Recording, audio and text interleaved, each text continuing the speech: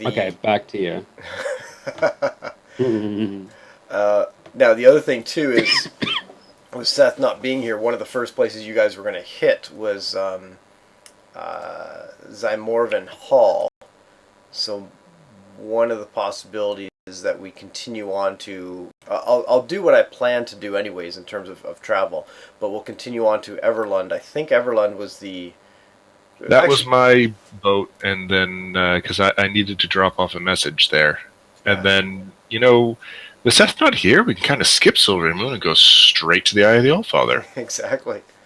So yeah, let's forget about the part that Seth isn't available right now. Was the idea to you're going to head to you're going to skirt the Evermoors. You're not going to go through the Evermoors. So you're going to kind of head towards Rivermoot and then Zymorvan Hall, which is where Lore wanted to go. And then were you going to go to Silvery Moon first, then Everlund, or Everlund and then track back to Silvery Moon, or was Well, that I even think it was going discussed? to be. It hadn't really been discussed. I Mm-hmm. think it was going to have to be. I was going to push for Everland first because I just want to get rid of this message, Yep. have that roleplay interaction with the agent there, and if it's just like a 5 minute thing, that's cool. If it turns into a long conversation, that's cool too. Mm-hmm. Then, depending on how much lore pushed for going to Silvery Moon, I would like to turn the page and go chapter 4 Mm-hmm. because I have a feeling that's what happens at or after the Eye of the Allfather. Mm-hmm. Plus, the giant that we're trailing around with would probably appreciate trying to work out how to stop the giant catastrophe as well. Yes. Harshnag, he's of two minds. Like he believes that the temple might be able to help point in the right direction at the same time as long as you're kind of quashing the giant incursion and such. He's somewhat happy, though he feels that maybe you're just kind of you're bailing water out of the boat without actually fixing the hole. Exactly. Which is why I do want to push to get there because that might give us the information where we can, strike somewhere that's really going to stop things up. Mm-hmm. You never know, we might have to head to the Ice Spires or something like this afterwards. Yeah, that's always true. Okay, well But that let's. might be later on when we hit level, 9, 10. Yeah. I don't think, like, walking up to Duke Zargoff or whatever his name is and basically saying, "Stop, what you're doing is wrong," is going to work at this level. He'll probably laugh and step on us. Hey, you want to try? See what happens? No, not yet. There's really only two outcomes. Like it's not like there's going to be a you either live or die. There's not going to be a lot of options in there. Exactly. I choose to live right now. Okay, My so poor half-orc is too young to die. let's continue with those ideas. We'll skip Zymorvan Hall. That's a V, right? Yeah.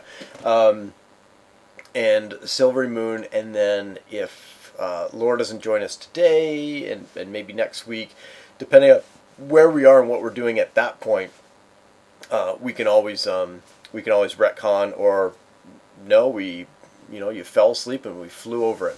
And speaking of flying, Mums, you probably saw from the chat from last week. I don't know if you saw any of the video, but you now have an airship.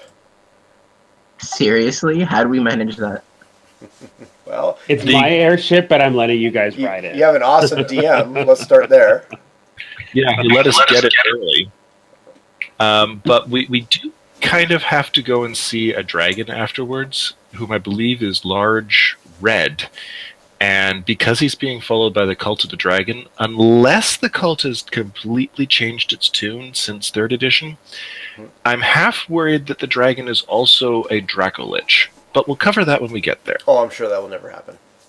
Uh, So, Mums, to bring you up quickly, last session was fighting or tracking the fire giants, who then met up with some Zentarum at Nesme. Fire giants headed out. The Krev's pseudo dragon tried to follow a flying snake that the Zentarum had sent south of Nesme, attacked when the flying snake got far enough, attacked the flying snake. Unfortunately, almost within one hit point, almost killed it on the first attack, and the flying snake took Zureg, the pseudo dragon, unconscious, which Krev wasn't too happy about. So Krev rode off with a couple other party members to take care of that, and the Zent saw this. A fight ensued, and these dragon cultists showed up with this airship. Drove off the rest of the guy. Burrell did something with some weeds and some thorns and stuff. It wasn't interesting. And, it was actually quite impressive. And the DM forgot to, well, I don't know about forgot. I didn't really think that rolling a perception was really required, but rereading it back, maybe I should have, but what the hell. And these guys showed up with this airship, and they're dragon cults. And they bring the airship as a not a gift like here you go, don't give it back, but as it's a loan. A loan from Cloth, a big red dragon, an ancient old red dragon that lives in the Clothan Vale over here. And if this hasn't come out in the narrative, it will anyways, that he's been scrying on some of the giants and what's been going on, specifically Harshnag, which is when he started to see you guys come into play. And he's essentially saying, look, here's an airship. If that helps you take out the dragons, or the giants, that's awesome. Yeah, there's no love lost between dragons and giants. Yeah. So that's where you are, Mums. Nice. Yeah. Yeah. So let's pick it up there. There's, who's our favorite guy on here? Is it Laz or something like that? Yeah, Laz. L-A-Z. So you're on the airship. You're heading. They suggested not to head across the Evermoors because there's been some talk about some crazy stuff going on there. You guys have been hearing some rumors about that for a while. So you decided the idea was to kind of cut the edge of it, head towards Rivermoot, and then head kind of in this direction. So as you're heading off, you see 4 riders, including the cloak guy, head out of Nesme and start heading south along the trail there, assumingly towards Morbryn Shield. And Laz, who's one of the 8 cultists on the ship, turns towards the party in general and says, maintain a proper course, and points at the Zents riding away. I look at Krev and I'm like, think you could reach that? Yeah, question. Are we 300 feet away from them? You've probably floated up in the air.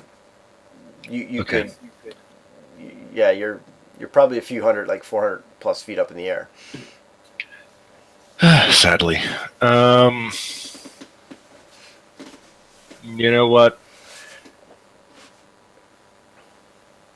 To the Zents, it would just be another group. We already know what they're up to. Mm-hmm. And when we tell the authorities, they'll just have to take our word for it. Mm-hmm. It's not like the Alliance actually likes the Zentarum. So, no, can carry on the course as we've described it. The Black Network will have to look after itself. Okay. And Laz says, but of course. And you guys head off in a northeastern direction towards Rivermoot. At the same time, way off in the distance in the north, you can just catch a glimpse of the fire giant band that had, as you remember, had headed north out of Nesme, and they seem to be continuing that northern route, going along the just the edge of the mountains here, heading just to the seems to be just to the southeast corner of Lurkwood. I'm sorry to say, Brow. It's okay. They can't burn the whole wood down. And Laz turns to you as things are flying off. The four of the dragon cultists head downstairs beneath into the hull of the ship. The hull. What do they call it? Hull? Hole? Oh, Well, the hull or into the hold. Hold. Thank you. Yeah, there we go. And he says, there, as you're flying along, there is a few rules on the ship. He says, and if it isn't still on your screen, do you still have the airship on your screen? I don't. I don't. I can see it out. Okay, what's that? Oh, wait, there it is. Okay, here I'll hit show to players again, and it should pop up again. Cool. Okay, and then if you hover over the picture, there's a big magnifying glass. You click on that, and it zooms in. Uh-huh. I can actually bring you to this map at some point, but we'll just do this for now. It says, yes, a few rules on the ship. And he points up to the balloon above you, and you see these ropes heading up to the balloon that obviously anchors the balloon to the ship, and there's I can't remember what's exactly on them, but essentially rope ladders that you can climb up, and there's all these ropes around the balloon, so you can actually climb up to the crow's nest on top if somebody would wish. And he says, yes, the balloon. Rule number 1: we shouldn't allow the balloon to be popped. Okay. And then he says, rule number 2, and he points to the I think you can see a 1 there in the circle of the middle of the upper deck. Yeah, the fire. The fire can't go out. Points to the fire and he says, yes, Krev, not only should you not let the fire go out, you should not let the fire out. And as you peer in a little bit closer, as he's kind of pointing it, you will notice inside there is a fire, certainly. And let me just pull up. But the fire looks very kind of smallish, human-like.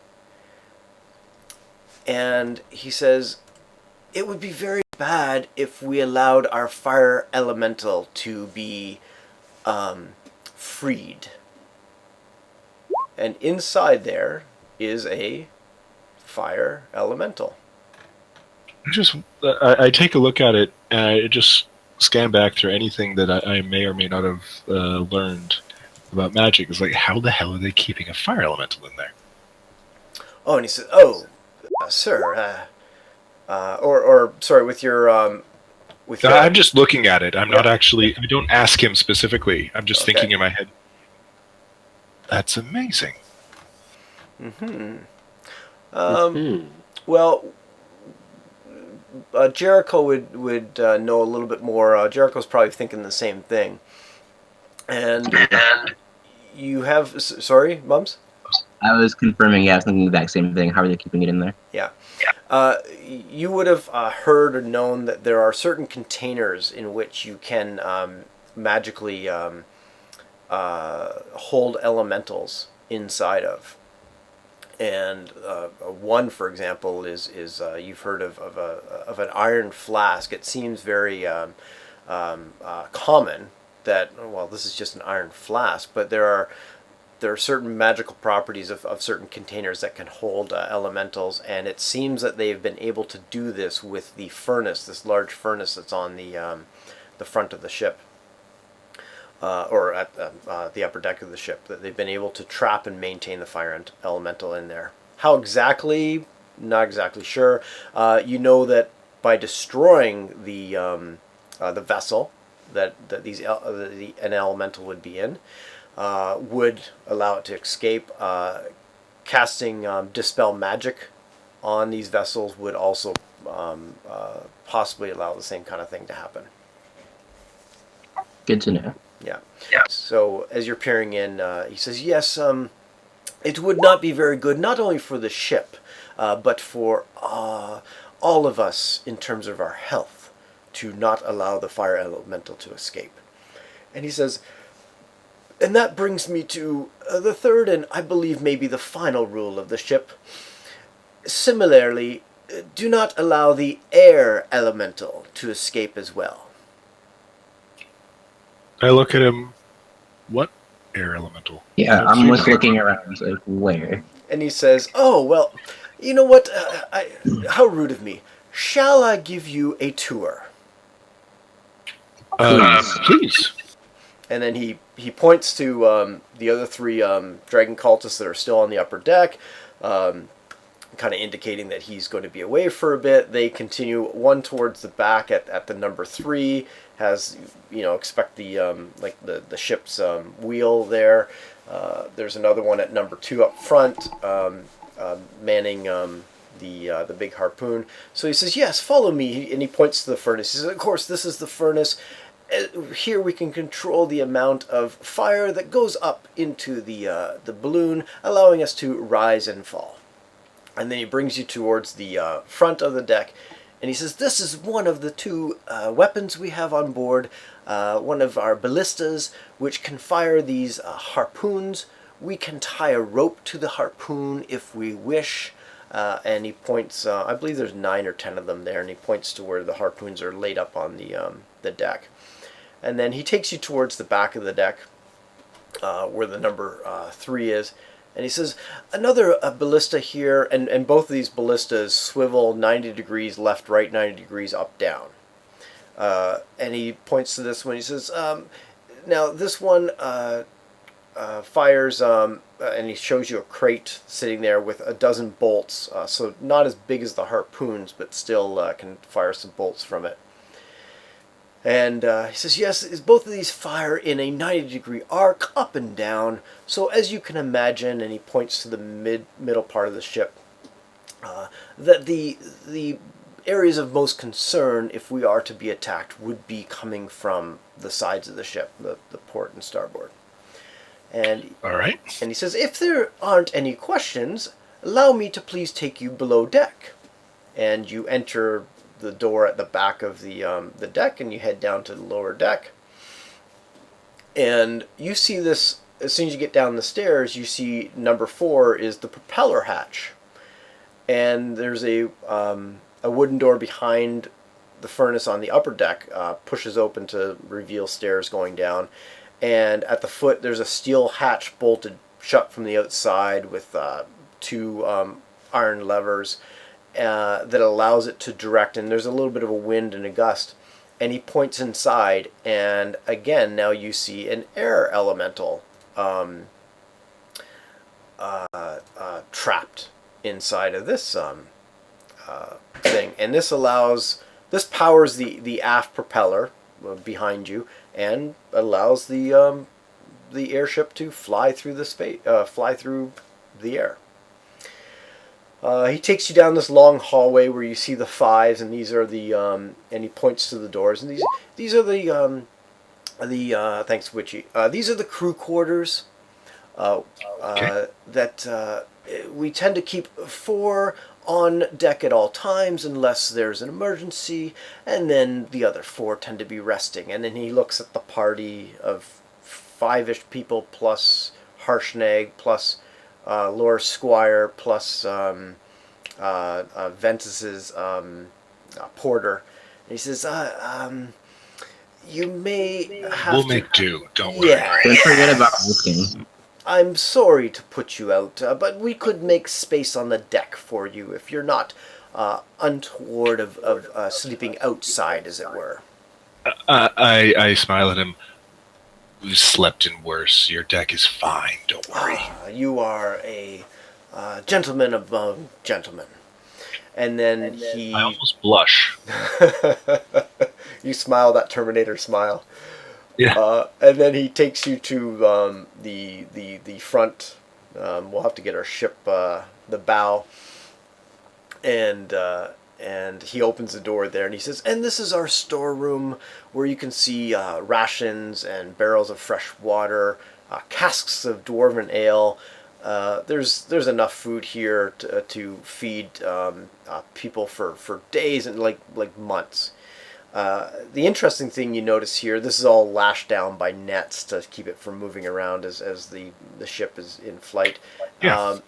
There's various markings on the boxes. One you notice is the Lion Shield Coster, which you've run into. Some of you run into Phandalin and a Nightstone and so on. There's also other markings like the Triboard Traders, and there's other markings from the north that potentially Krev would notice. So it seems like there's a number of different traders stuff in here. Whether or not it was purchased or picked up, that's, another thing to question. Best not to ask right now. Exactly. So, Witchy, essentially what you found out is that there's a fire elemental trapped on the upper deck, providing the heat and the flame, and there's also an air elemental at the back of the deck, back of the lower deck, providing the propulsion. Thrust. And so Laz says, and is there any questions? Yeah, where's the warp drive? And he looks at you quizzically, and Couldn't resist. we would rather not the ship warp. Thank you very much. We don't want it to bend. Yes, seems reasonable. Yes. As I furrow my brow and going, warp? So how high can this thing go? Oh, he says it can go quite high. Of course, the air gets a little thin after a while, so, what was there something you were thinking, Master?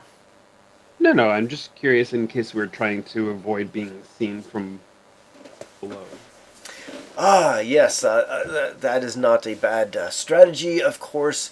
There are also dangers higher in the sky that may also be an issue, so we have to look up and down to maintain the defenses of the airship. All right. Back up to the upper deck, shall we? And we go upstairs. And he takes you back up. The crew's doing their thing. And how fast does this thing go? It goes, if I remember correctly. It must go quite fast. a clip. Is it wrong that I have the theme song for Teddy Ruxpin playing in my head now, though? I know what that is. Never watched it, so I don't know the theme song of it. They had a giant airship as okay. part of one of the main story plots. 8 miles per hour. So it goes about 2.5 times what you could do on land. Alrighty, so we'll be at Everlund soon-ish? Yeah, so 8 miles an hour. So it's going to take you about 4 hours to get yourself over Rivermoot, which he points off as you come towards it, and then the ship starts to turn eastward. I think it was early morning as all this was Yes. happening. So what did I say? About 4 hours. So it's about 1 o'clock now, and you see this small village below you, Rivermoot.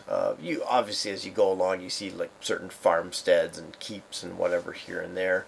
But this is the first main village or dwelling. It's a small village, wood frame houses. They're actually, as you approach it, you can kind of see this from an angle, because it's right on the edge of the rivers where the rivers meet. They're on stilts actually, and a lot of the homes seem to have like some sort of small boats or canoes or whatever lashed to the cottages, and you imagine this is because obviously the river rises and falls, and so there's that's how they kind of deal with that issue.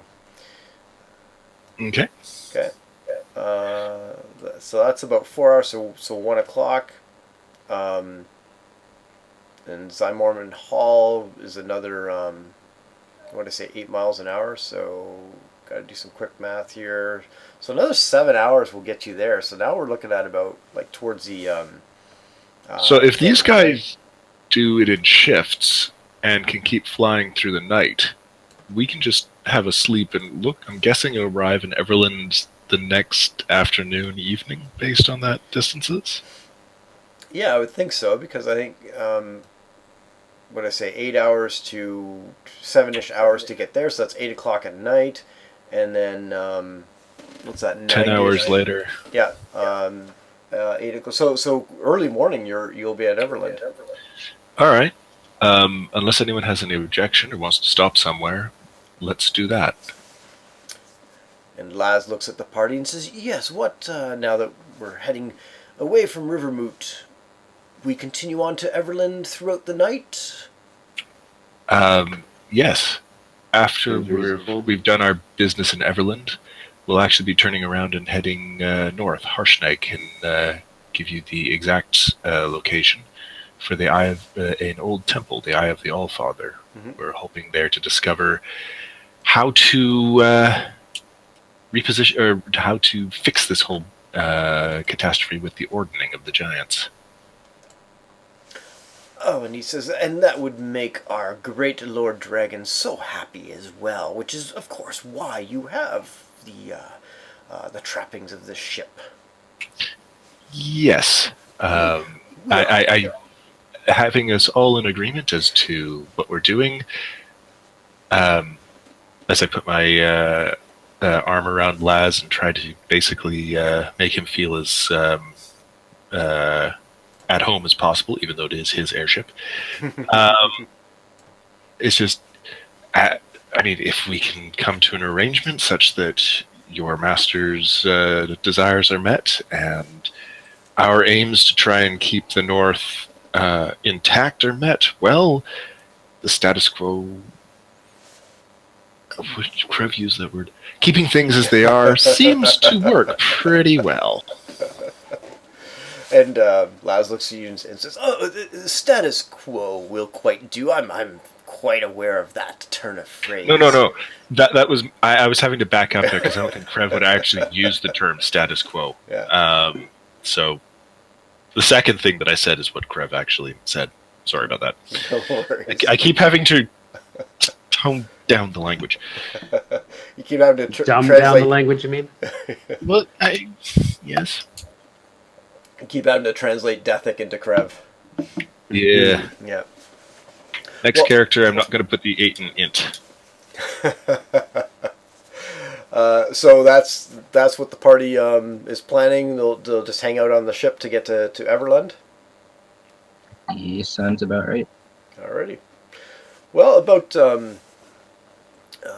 early in the morning, around 4ish or whatever, 5ish, Laz rouses you gently and says, "I'm very sorry to disturb you, but we are arriving at our destination."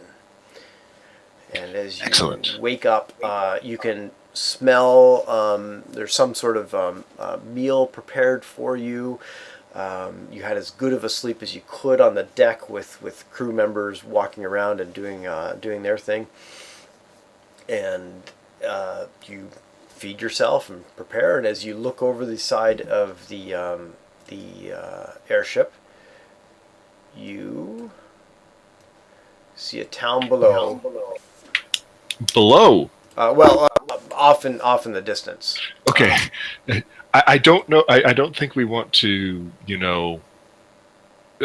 arriving in Tribor via Dragon was, like I said, kind of cool, but made for an interesting introduction. I'm hoping that we can just, walk, ride, what have you. We're without our horses now, aren't we? I can't remember. How easy would it have been to get horses up on this thing? You're probably just lucky that Jericho got his construct up here. Probably a harsh Construct? or what? Jericho, what do you? Oh yeah, I have a mechanical wolf, like a large mechanical wolf. Well, yeah, Krev wasn't Cool. around. Dethic wasn't around for that one. Very cool. You haven't met Wolfgang yet, you will. Okay. Awesome. So Harshnag probably picked up Wolfgang as he climbed above the ship. the ship could have landed, and you could have put the horses on. Apparently, the ship can hold up to, I think, 1 ton of stuff.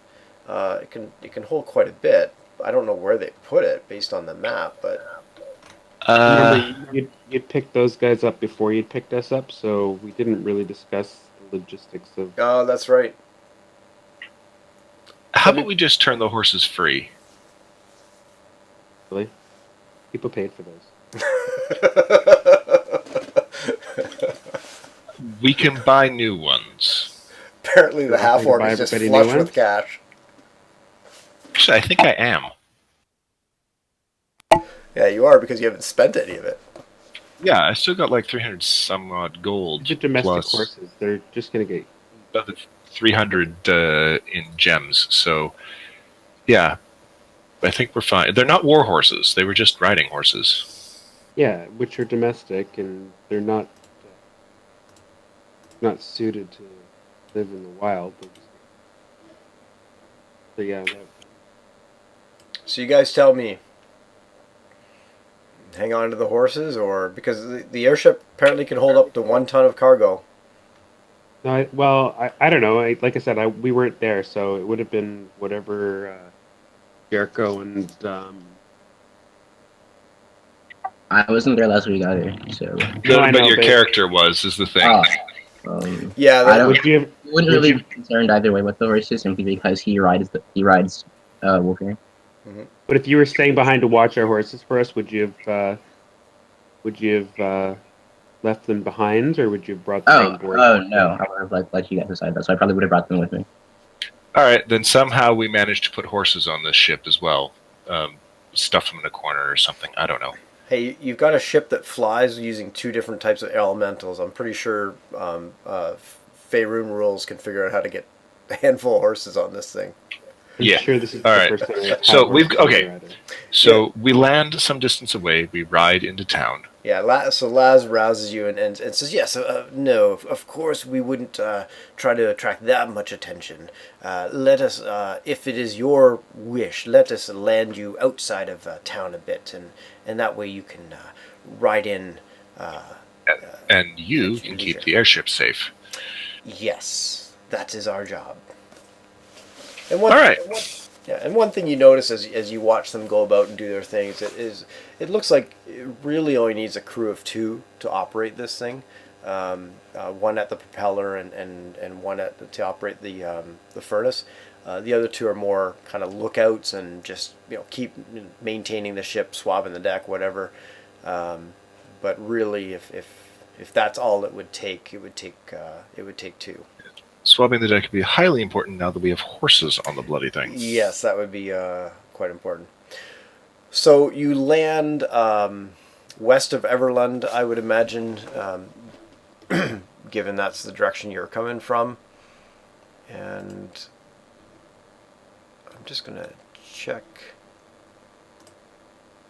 Something tells me you'd come through Silvery Moon Gate. And you can, again, whenever you're coming into town, I just figure I might as well give you all the landmarks because you're going to figure them out at some point anyways. And yeah, I would imagine that you would ride through gate number 1, which is Silvery Moon Gate. Gate number 2 heads south back towards Yartar. And let me get back to Everlund.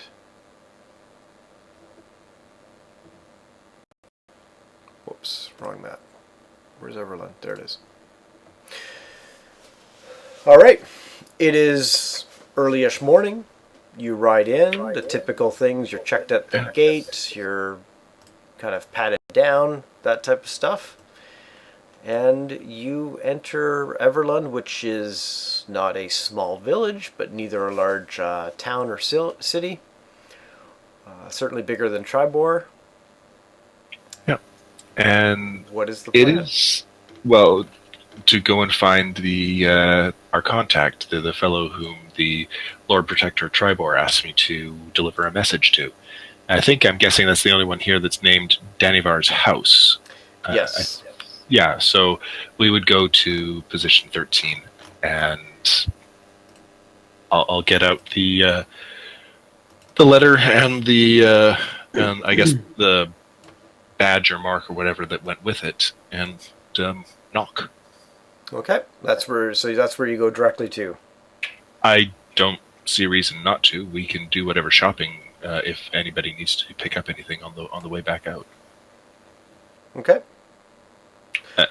Unless like people want to just wander off, I can take care of this, and we can do stuff in parallel if you like. Nope. Nope, I'm good. Whatever works for you guys. Okay. All right. So Danivar's house is certainly not hard to find. It is one of the. It's either an inn or dining area. Here we are.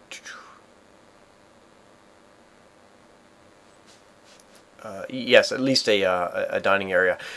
You come up to this place. It's obviously either a noble's mansion or had once been, but it's now converted into a large inn and eatery. You notice even at this point in the morning a lot of comings and goings. People somewhat similar to you. Backpacks, weapons, heading out for the day. They certainly look like adventurers, and you get the idea that that this is kind of like the place to be for adventures in Everlund.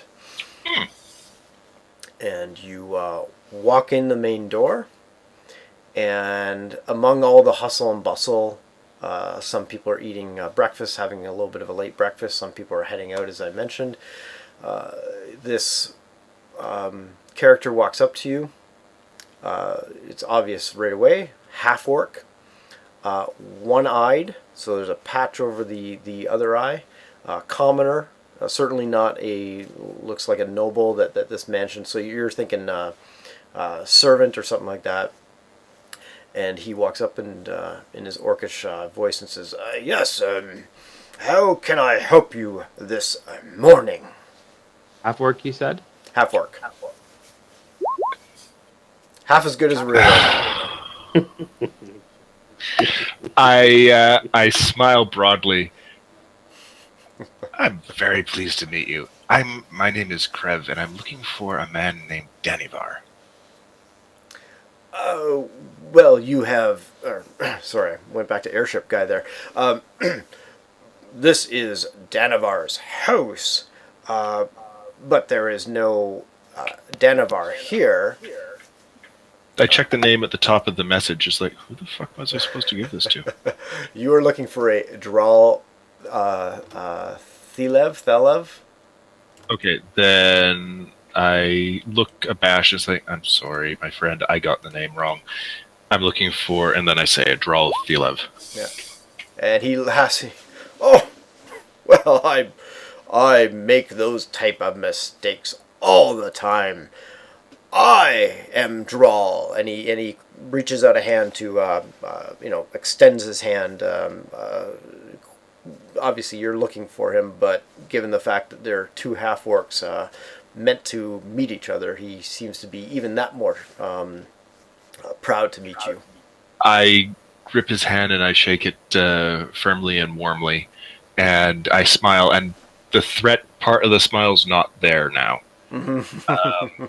And I say, I'm very happy to meet you. I was given this by the Lord Protector of Tribor, and I was told to deliver it to you. And I give him the message, and I show him the badge just to show that it's authentic. And I give him both items because I don't need to keep the badge. I believe it was basically to go with the message. And we go from there. And he takes the Tribor insignia from you, and he looks at the message quickly. That's not a long message, and he looks back to the party, you particularly, but the whole party, and says, "Oh, this is quite great that you bring this far." And you can kind of tell that he's kind of struggling with his speech a little bit, that he's trying to get the kind of the noble part of the speech, but he's still got that gruff half orc kind of thing going. And he says to the whole party, "Please follow me, and he brings you towards a little bit towards the back of the house where there's the bar or whatever is set up. It's not that active right now because most people are kind of eating. There might be a few people having an early morning drink that maybe they Yeah, haven't stopped from the night before. it's lunchtime somewhere. Yeah, exactly, exactly. And Drawl laughs at you and says, "Yes, somewhere in Faerun, it is always time to drink."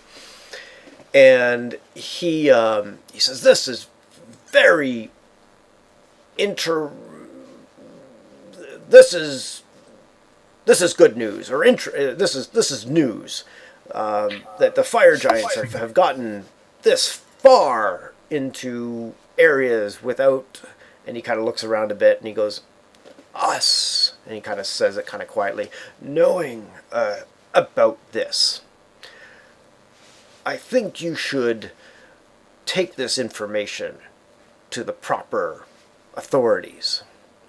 And as he's telling you this, he's putting some small wooden cups on the bar, and he pulls a flask of elven wine off of the back of the bar there, and uncorks it. He says, "But first, Silvery Moon's finest," and he pours enough of the wine in each of the cups. There's enough there for all the party members. Okay. I abstain, of course. I don't. I don't either. So Krev and Jericho pick up the drink, take a drink, and poof, Brile, they are no longer there. Um, And Drawl looks at you and the rest of the party and says, "Oh, go on.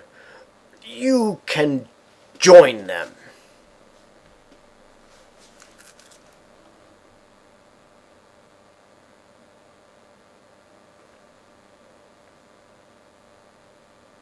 And he's looking at you intently. what the hell just happened? What's that? Arcana check. He's wondering what magic was involved. You get the sense that there was some sort of teleportation that just occurred.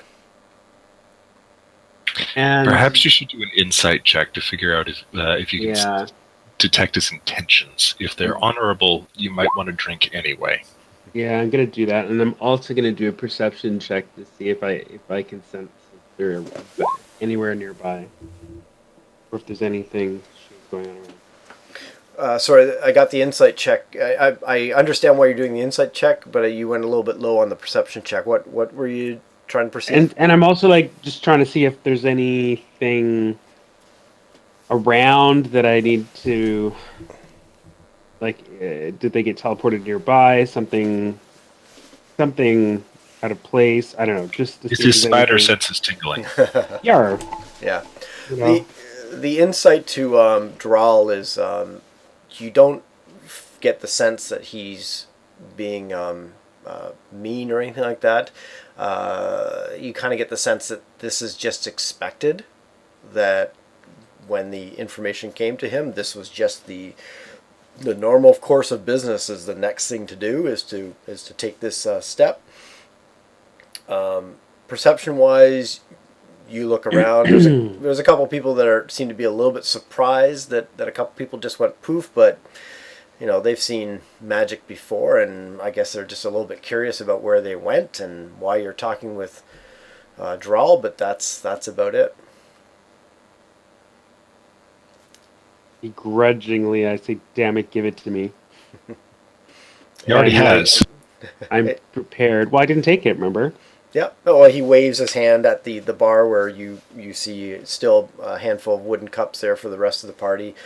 2 wooden cups have fallen to the floor and are kind of just dangling on the floor as Krev and Jericho had gone poof. And he says, "Yes, join your friends." Okay. I'm still not trusting him, even though my better sense isn't tingling. Though I will, but I'm like prepared for a fight. Okay. And Krevin Jericho, you're falling into this bottomless pit of fire and sharp things and dragons flying around you. But don't worry about that. We'll get to that in a second. Go ahead. Go ahead. Drink it, Brile. Go for it. So he does. And Brile and the rest of the party, poof! All of a sudden, the all around you just kind of disappears, melts away, and then what reappears is this parlor in what seems to be and Krev and Jericho are there looking a little surprised, and they see you kind of appear with the rest of the party. Minus Jericho, your is it Wolfgang? Wolfgang's back with the horses on the ship. I didn't bring him in town. Oh, okay, gotcha. Okay, so and you are in the parlor of what would be this, seems to be kind of like a tower-like thing, and as you're kind of getting your wits about you, and you look around, it's very austere, like just really kind of dripping in wealth, furnishings, and things like that. And I'm suddenly very uncomfortable. you all notice this pretty quickly, but Brile would be the first to notice that there are like 10 plus tressums just roaming around, as you would expect house cats in our world to be roaming around. Lurv! And have you, Jarek, Mums, have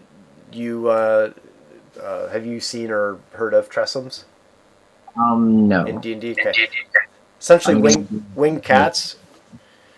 Winged cats, and actually, Brile has one. He got one earlier in the adventure. So Jericho would have seen this winged cat hanging out with Brile. Oh, okay. So think of an earth cat with wings. Sounds cool. And as you are getting your wits about you, this older, obviously wizard, from how he's dressed and such, enters the this parlor, and he greets you, and he says, "Oh, welcome to Moongleam Tower. How may I help you?" Wiggly Tower. Why have I heard that name before? This was one of the places that the Zents had indicated last session that if the fire giants were to attack with this construct that they're building, that something like that the Zents were supposed to get notification first. Right. And, Okay. And as an example, he said, for example, Moongleam Tower, and he would have said other things like the mage's area of Waterdeep, or anywhere that's a concentration of power that might backfire. Exactly. Okay, so I look at the wizard. I look at Brile and Jericho. It's like, why are we here? I thought I was just having a drink of wine. I whisper to you, do you still have the letter? No, the innkeeper has it. Scratching my head. Go ahead. I look at the obvious wizard. It's like, we were just delivering a message for the Lord Protector Tribor. Then we were given a drink, and now we're here. And I'm very confused. And the old wizard says, "Yes, of course you would be here. Why do you look so confused? This is where you want to be, correct?" I look at him. Well, I didn't read what was in the message, so I don't know why. I don't know why we're here. And he looks at you a little bit more, and he says, "Oh, all we did was try to carry a message for the Lord Protector of Tribor. who we had tried to help out after Tribor was attacked by fire giants. And his eyes kind of go wide a bit, and he says, "There's a lot here to take in. First, did Droll not tell you he was teleporting you here?" No. No, he did not. See, Droll does this a lot, and I apologize. I think he gets a little bit of humor out of just giving you the teleportation potion and not explaining what he's about to do. Okay. Actually, I just want to roll a quick insight check on the mage here, just Go to for it. see. And he says, that's why we sometimes call him Droll. You know. Oh, I see you don't find that funny. I'm sorry. Yes, I tough. do. It's tough to be Trev would teleported try without your and chuckle knowledge. along. He's very confused, but he's trying to kind of keep the situation light, just on instinct. He's the insight is literally just to get a feel for this mage. Does he, on the surface, look like his intentions are benevolent, or are we in trouble? Just that sort of thing. But otherwise, it's a very general sort of, I'm just trying to get a bead on this situation. Gotcha. And Brow, your insight, same kind of thing or slightly different?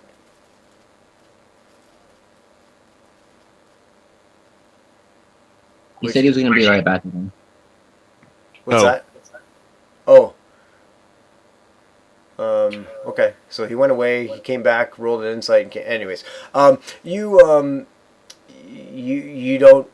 You get the sense that he's benevolent. That he expects people to arrive this way. That he doesn't see you as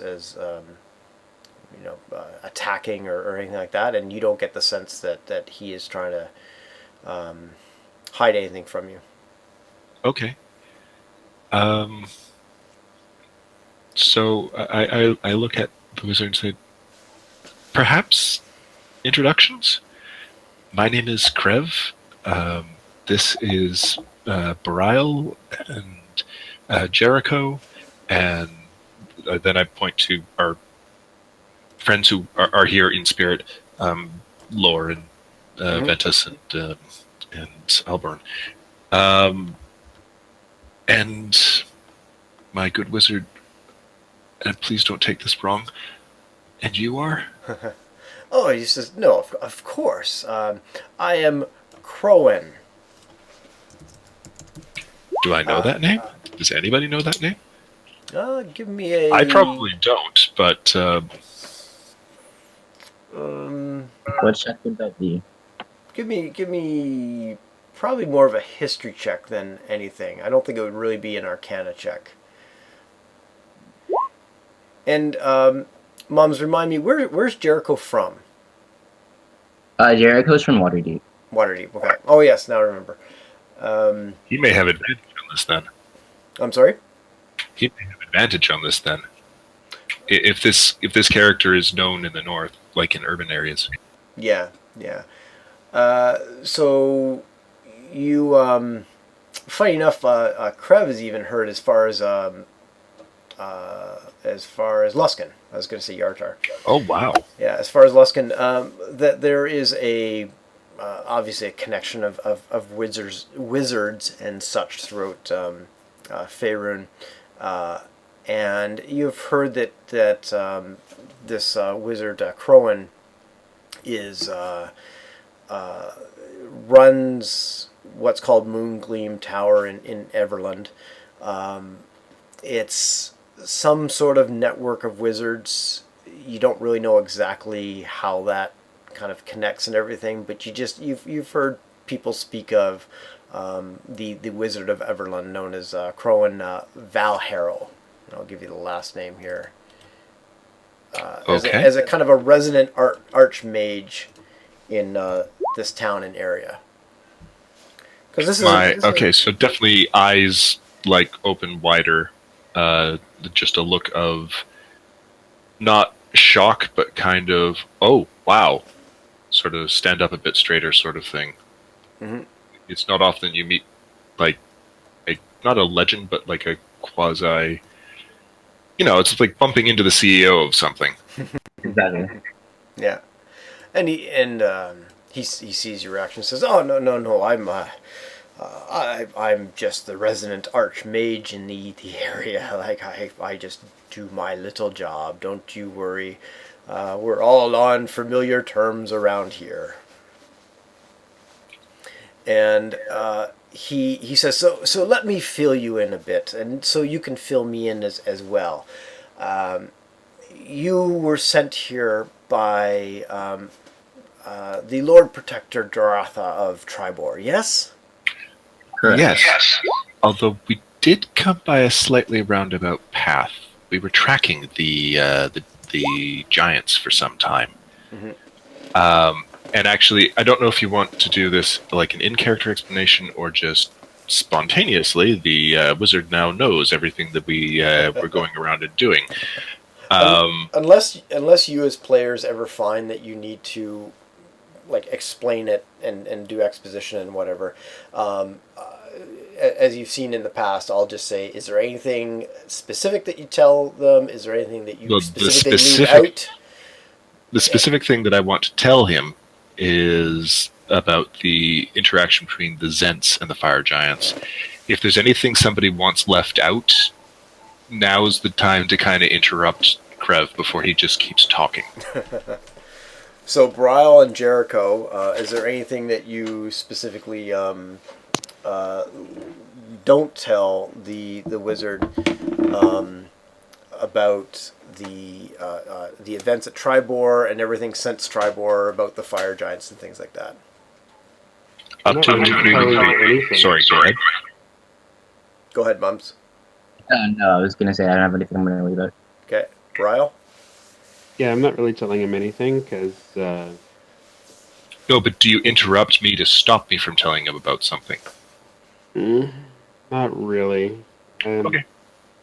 Then we bring Crowan basically up to date, up to and including the fact that we had planned to not spend a lot of time in Everlund. We were just delivering this message because I had wanted to. Something about the Lord Protector struck me as I wanted to help this person out and get this message. And now we were going to head north, following this lead that we had about the giants.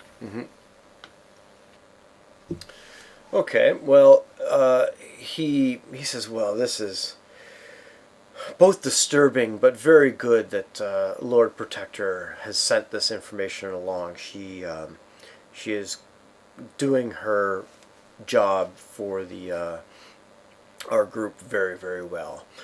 And it is as she says, very surprising that giants would reach so far into the interior, and the fact that they're working with the Zentarum seems to be maybe the reason why they have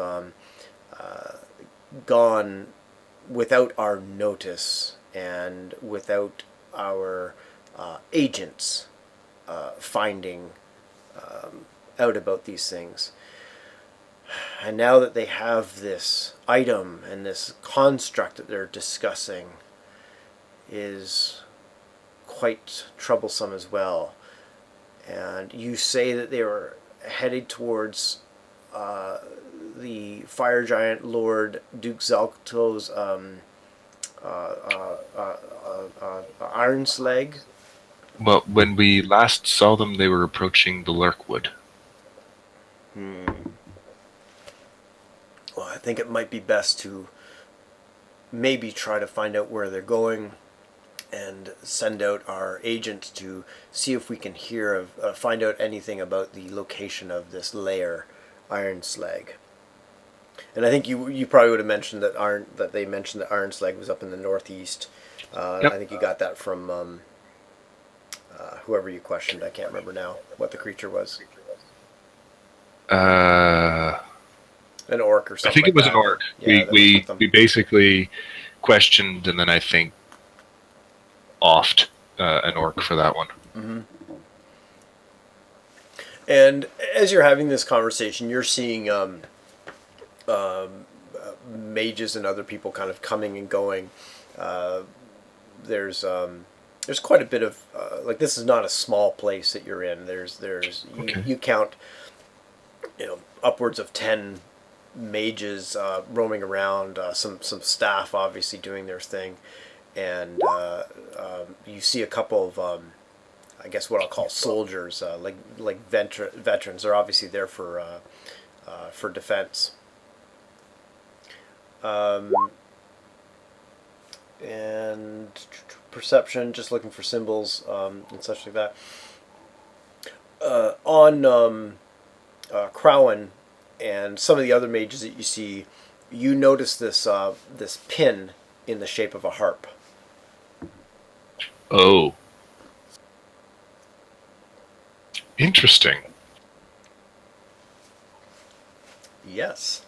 And he says, well, now that you have filled me in, allow me to maybe help you with your quests. And what's the history check for? I'm not sure about What's that? Lost you. I'm just trying to figure out what role I'd be using. I didn't mean to actually click it. If you're trying to figure out who the Harpers are, then history's probably the right role. Yeah. You're just mashing buttons at this point? Well, Knowledge. Well, you would know that the Harpers is one of the factions in the north. Let me see where did my faction information go? I mean, this is my territory, but this organization probably wouldn't make Brile too unhappy. There's a decent history of getting along between Harpers and the Emerald Enclave, but the Enclave might look upon them as busybodies. Yeah, the the Emerald Enclave is mainly focused on maintaining the nature of the world. They don't have I don't think they have a really big issue with towns and structures and things like that. One of the larger Emerald Enclave areas is Golden Fields, which is a large town, but the town has a function, and the function is to provide food and such. Where the Harpers are spellcasters and spies who quietly and covertly oppose any abuse of power. And they tend to work alone or in small cells, as you can see from the information I threw up on your screens. And that's and they help the weak, the poor, the oppressed, that kind of thing. So they're almost kind of the opposite of the Zents, in that the Zents operate behind the scenes to oppress and get as much as they possibly can. I mean, going back to 3rd edition, the Harpers and Zentarum were diametrically opposed and arch rivals or arch enemies of each other. If one found an agent of the other, it did not go well for that person. And you will know that even though the Lord's Alliance to a certain degree, and the was it another faction? Let me just do a quick scan here. No, I think it was the Lord's Alliance mainly. Kind of took.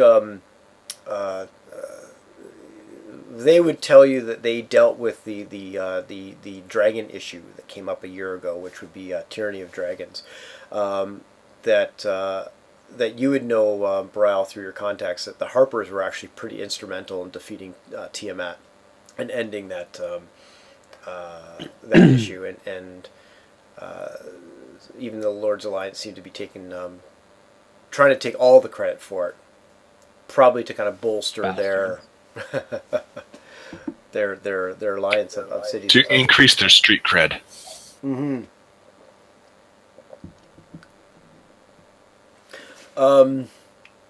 So what's our buddy's name again here? Crowan. Crown? Crowan. Yeah, Crowan. He first of all, he says, before I lead you upstairs, he points out the one of the windows. You're kind of the second level of this tower, and he points southwest to you, and you see that you are in a town, in a city, and he points towards the southwest to where this river is, and just at the edge of the river, you start to kind of recognize a large mansion building there, and he says, as you can see, you have not gone far. Draal at Danavar's house is just down the road there. And so where you have found yourself is point number 7 on the map, which as players you would have figured that out if you're kind of looking at the legend. And this is where you were to begin with. So now that you know you have not traveled far, let me show you something that can help you travel far. And he starts to lead you upstairs. Okay. You follow, I imagine? Yeah. Yes. And he leads you upstairs to the top of the tower into this windowless room. And on the floor of this windowless room are various markings. There are, in fact, 6 of them. And he points to this, and he says, these are the inner circles. We use these to travel where we need to as quickly as possible. And as long as the Harpers have need of it, we will grant you access to these teleportation circles until we decide otherwise. When he says the word Harper's, because I was looking at the floor at these symbols, he says Harper's, my head just immediately snaps up and looks directly at him. Mm-hmm. Because I'd seen the symbol, Mm-hmm. but it's just like, okay. And then when he actually openly says it, it's like, what? Mm-hmm. Yep. He does know about the airship, though, right? It's like, if you had told him, I don't know. like I said, I wasn't holding anything back. That's why I was asking if anybody's going to interrupt me. Now's the time to do it. Yeah. Although I don't, like, that may have come up in conversation, but I also think in the information that you're providing him, top of the list is not, oh, we got to tell him we have an airship. Well, no, but we probably have to go back to the airship and pilot it away. This teleportation... all right. Where do these teleportation circles go? Oh, and he says, yes, of course. As you can see, there's 6 of them there, and he points to one, and he says, we are in Everlund, of course, so you can always travel back to here. And he points to another one, and he says, this one, for example, will take you to a cellar in Loudwater.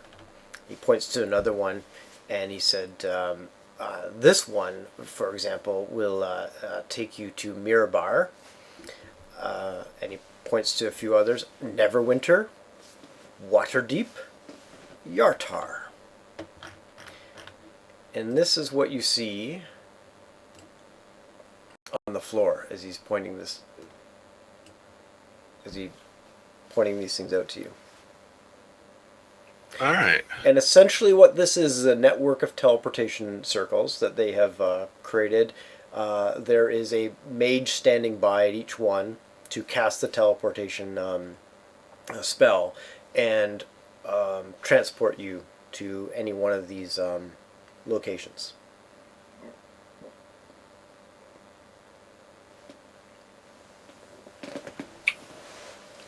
I'm slightly flabbergasted. And I stare. I look to Ryle and Jericho. I just shake So- my head. I'm like, "This is your ride."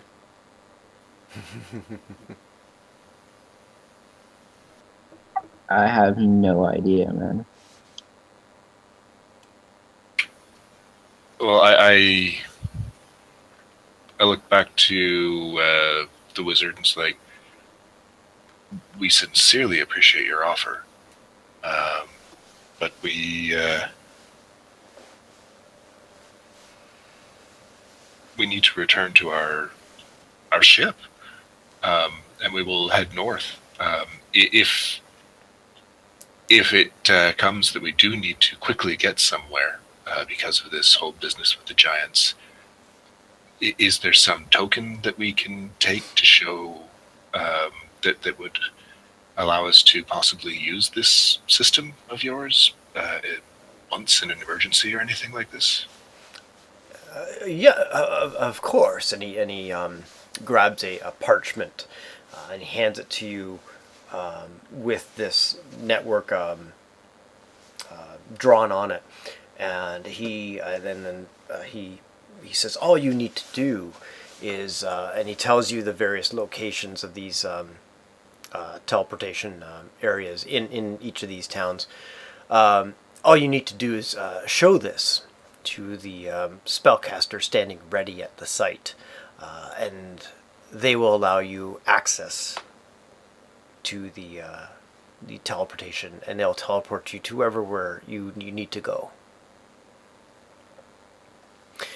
And then he says, "But yes, I understand. If you need to go to your airship, that is fine.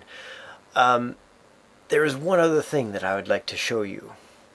But he kind of looks a little bashful for a moment. He says, "But I do need to kind of go off for a moment and relieve myself." And at that point, this is when your DM goes and takes a bio break.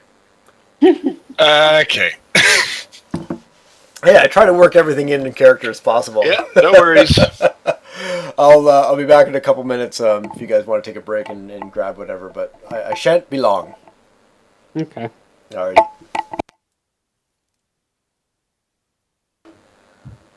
Oh, just 1 second. I'm just gonna So mark. there was one more thing. Yes, there was. Well, maybe the one thing was he just wanted to go to the washroom. No, he says, I thank you very much. A inconvenienced wizard is not a happy wizard, as you probably know. Mm-hmm. And he guides you out of the top of the tower. When you had gone into the tower, he made a certain gesture before opening the door, and then he makes a similar gesture as you leave, and he's closing the door. And he leads you downstairs to what seems to be his quarters. And he brings this small wooden coffer out, and he says, "Dartha is a good friend of mine, and given that you have helped her so much in providing this information, I will provide this to you." And he opens it up, and the interior of this coffer is divided into 6 compartments, each of which has a rolled up spell scroll in it. And he says these may be of help and assistance to you on your travels. And in there is a scroll for each dispel magic, fly, magic weapon, sending, tongues, and water breathing. Okay. And you guys can either put that on the main. I think you have kind of a group sheet, or you can divvy them out as you see fit at this point. So dispel magic on the balloon or whatever, and then fly on itself, and then float down as your party falls to their okay, figured it out. Okay, and That's exactly why this is written in the Venture Braille Exactly. or Wiki.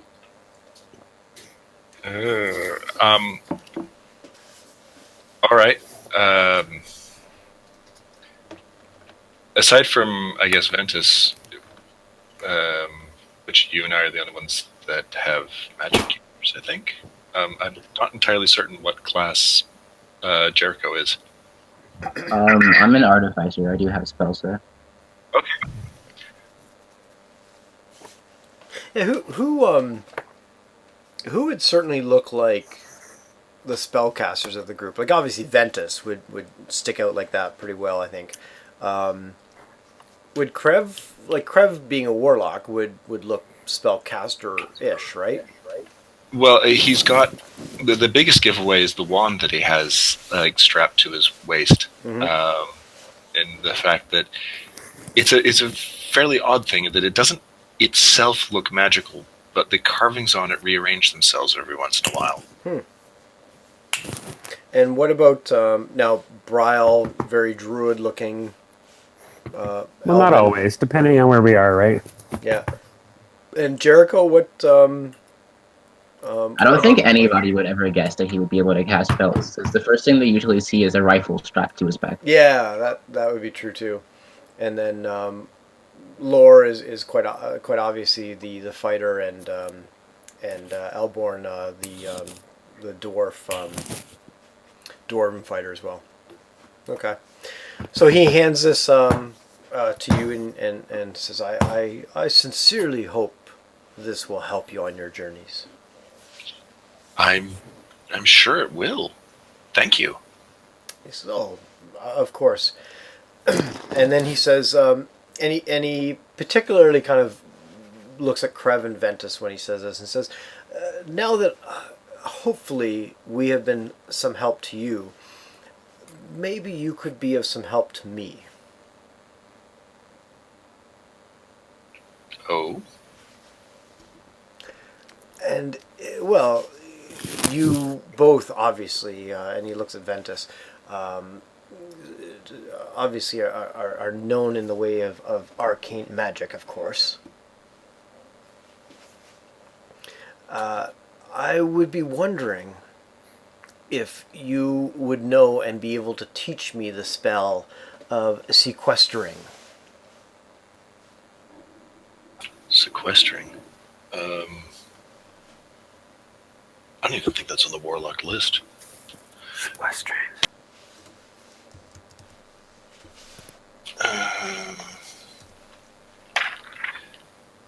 Well, I don't, like, Krev doesn't know, so I look at Crowan and say, I'm sorry, my master's not given me access to that. Oh. And I don't know I don't know how Ventus would respond, because, I mean, it doesn't burn, so it's not really something he'd be interested in. And Ventus, as well as yourself, but certainly Ventus would have heard of this spell. And so Crowan says, "Oh well, it was worth a try. I understand that not every spellcaster knows this spell, much less teach it." And what are you checking for there, Burrell? Just if that spell has a different name or what the hell that spell is. Mm-hmm. It's 7th level under the wizard list. You would know it as a way to hide things magically away in almost like a different plane. And he mentions that with everything going on in the world, the dragon issue, the giants, the Zentarum, there are certain things that I or we would like to, keep safe, sequester away, as it were. And when you cast this spell, from what I understand, items can become invisible, and they cannot be found by divination spells or scrying. It is quite a remarkable way to hide one's treasures or things that you would like to protect. So would I have gleaned from that that's a fairly advanced type of magic, or Relatively advanced, as Dethick said, it's level 7, so it's not something that you would have necessarily heard about right at level 1. But as you kind of go through your adventuring and stuff like that, you might have heard it kind of spoke of. At this stage, yeah, we might know of its existence, and we'd also know that it'd be quite. And it is decently advanced. I mean, what he's talking about means that it's going to hide from all sorts of divinations, and that's quite powerful. Mm-hmm. so I'd maybe say I don't know that anybody in our party's quite adept with planar magic just yet. Well, But if you do come across somebody that you feel could teach me this spell, it is certainly something of great value to me. We will certainly As get word to you. as I have provided, I hope, some value to you.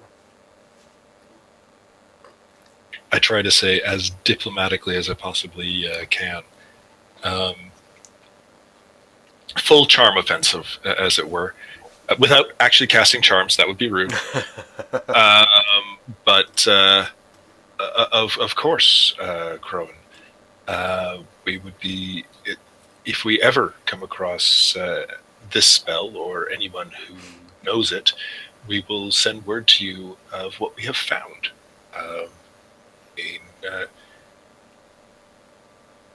As a thank you for the aid that you've provided to us. I would be most thankful. There are things in these times that you just do not want others to find. I think back to the things the fire giants are pulling together and go, yes.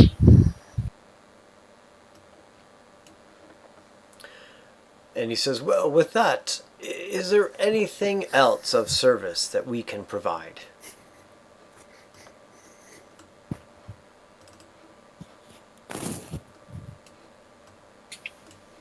I looked at Jericho Brile. Anything? I just shake my head. You're good. All right. Off we go. Okay. So I basically, we say our goodbyes, and unless there's anything that we want to buy in town, we get our horses, we go back to the airship, and then we head, finally, to the Eye of the Allfather. It's only been like a month and a half of game time. Not game time, of since we found out about it. A giant blue dragon comes out of the sky, eats the airship, and you never make it there. Well, fuck.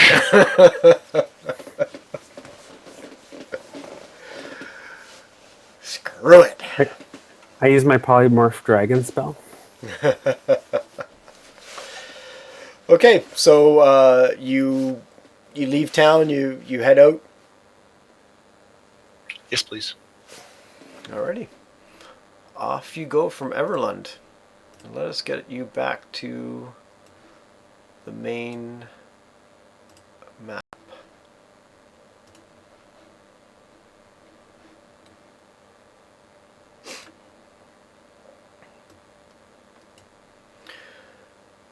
You head back to the airship. Let's just get you over here for fun. There you go. Actually, before we do the airship thing, shall we just divide up these scrolls quickly? Probably would be a bad idea, because if you want to use one in combat, for example, then it becomes a little bit confusing as, I want to fly to get away from this bad guy, and well, who's got the fly scroll? What I'd love to grab is the dispel magic of the tongues. if that's all right.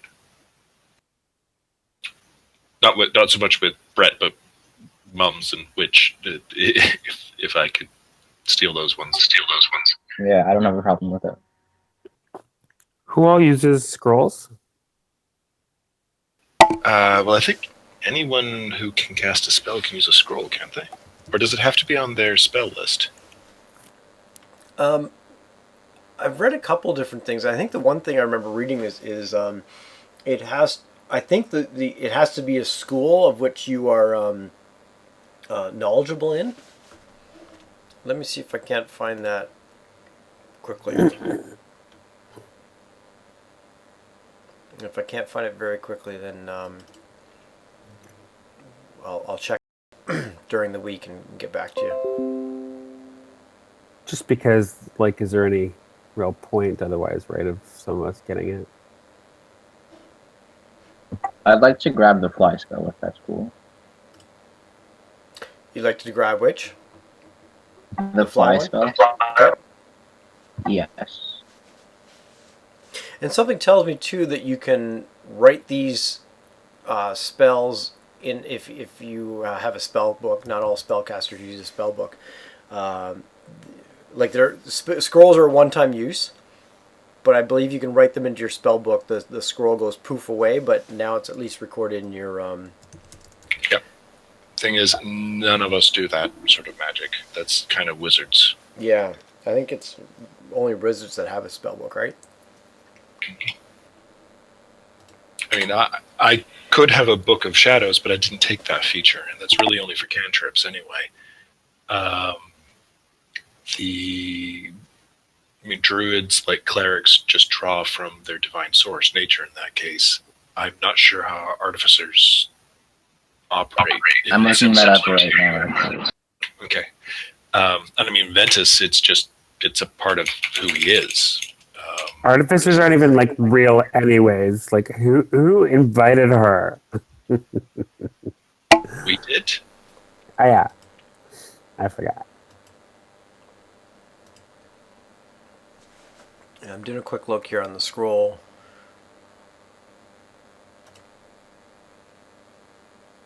Because I think I've seen or I've been told both ways. Oh, I might have found it here, but one is that anybody can read it essentially, which seems like a little weird. Like a commoner could pick up a scroll and do fly. Most scrolls are spell stored in a written form, but whatever the contents. Scroll is a consumable magical item. Unleashing when. Any creature that can understand a written language can read the arcane script on a scroll and attempt to activate it.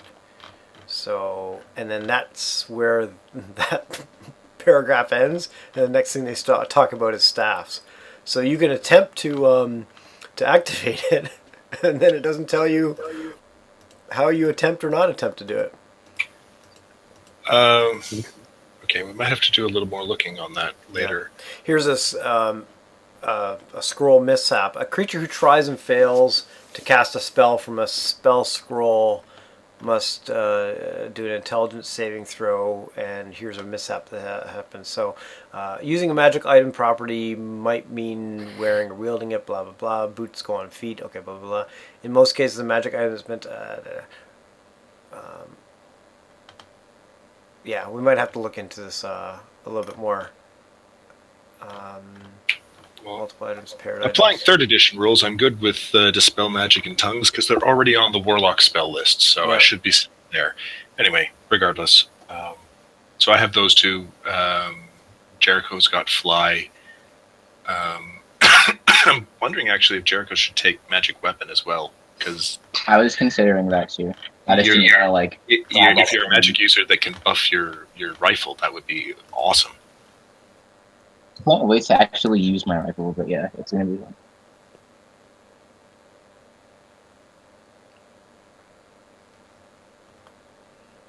I'm fine with that. Yeah, as usual, WotC's editing is just frustrating me. This is a variant. Scroll mishaps is a variant. Tries and fails. I would at least have to. I would say that in order to be successful with it, it would be a spell of a level that you could cast. Like there can't be a spell scroll for some level 15 spell, and you just whip that thing off at level 3. Level 15 spell. I'm just throwing that out there. Yeah. I mean, there are rules in Dispel Magic for trying to undo spells over a certain that are above the level that you cast it at. So, I mean, we could adapt those. Like, if you can't actually cast a 7th level spell and you're trying to use a 7th level scroll, you have to hit a certain difficulty class. And it would just be a check, like, for myself it would be Charisma, for Witchy it would be Wisdom. Whatever your Intelligence for me. Sorry?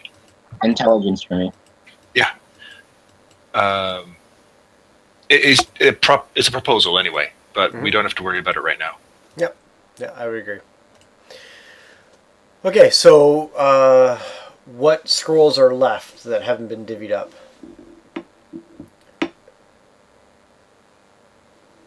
Water breathing and sending. And magic weapon if Mums isn't taking it. Yeah, so Jericho, did you want magic weapon? Sure, I love it. Okay. Let's leave water breathing and sending with Ventus then. Yeah, that makes sense. I don't need water breathing, and I don't even know what sending is, but It's a messaging spell. Yeah, yeah, that's what I thought. A quick which I can kind of do anyway. A quick telegram. I'm going to just message Vorpal really quickly. Ventus now has a sending scroll and a water breathing. Actually, he can have fly too. I just realized I just don't need that. Okay. Anybody else want the fly? Nope, already know that spell.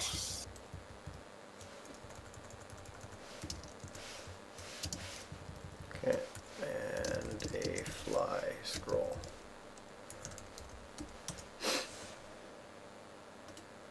Okay, done and done. A flying cave bear. Alrighty, so you're leaving Everlund. You're heading to the Eye of the plan is to head to the Eye of the Eye of the All Father, which is, if you go as the crow flies, wow, 300 plus miles. So we'd backtrack. Yes, make fun of me as much as you need. Oh, I will. This all looks really familiar, doesn't it, Krav? Oh, look, there's that farm again. Push harder. It'll only take you 1.5 days to get there. I'm fine with that. If I do my math correctly. Oddly enough, it'll get us faster doing this than it would if we teleported to Mirabar and hiked.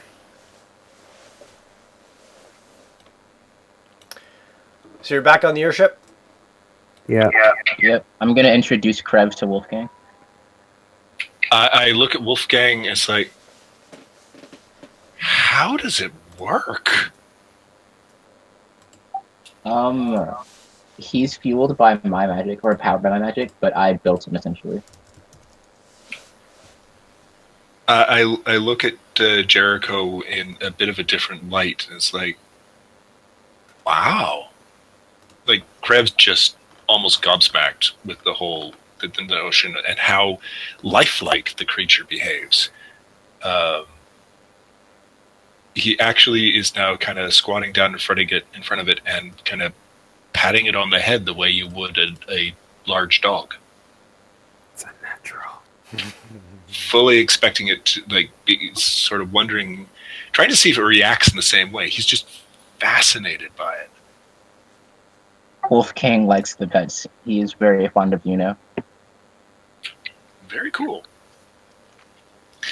Jireg probably is a little more trepidatious of it, but is just kind of relaxing, still recovering from his wounds, I would imagine, on Krev's shoulders. Okay.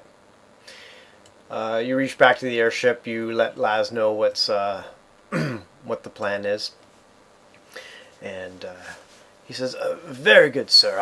I believe we could head straight there." And he kind of looks at you all, and he looks at Harshnag and back to everybody and says, "It may be a little cold."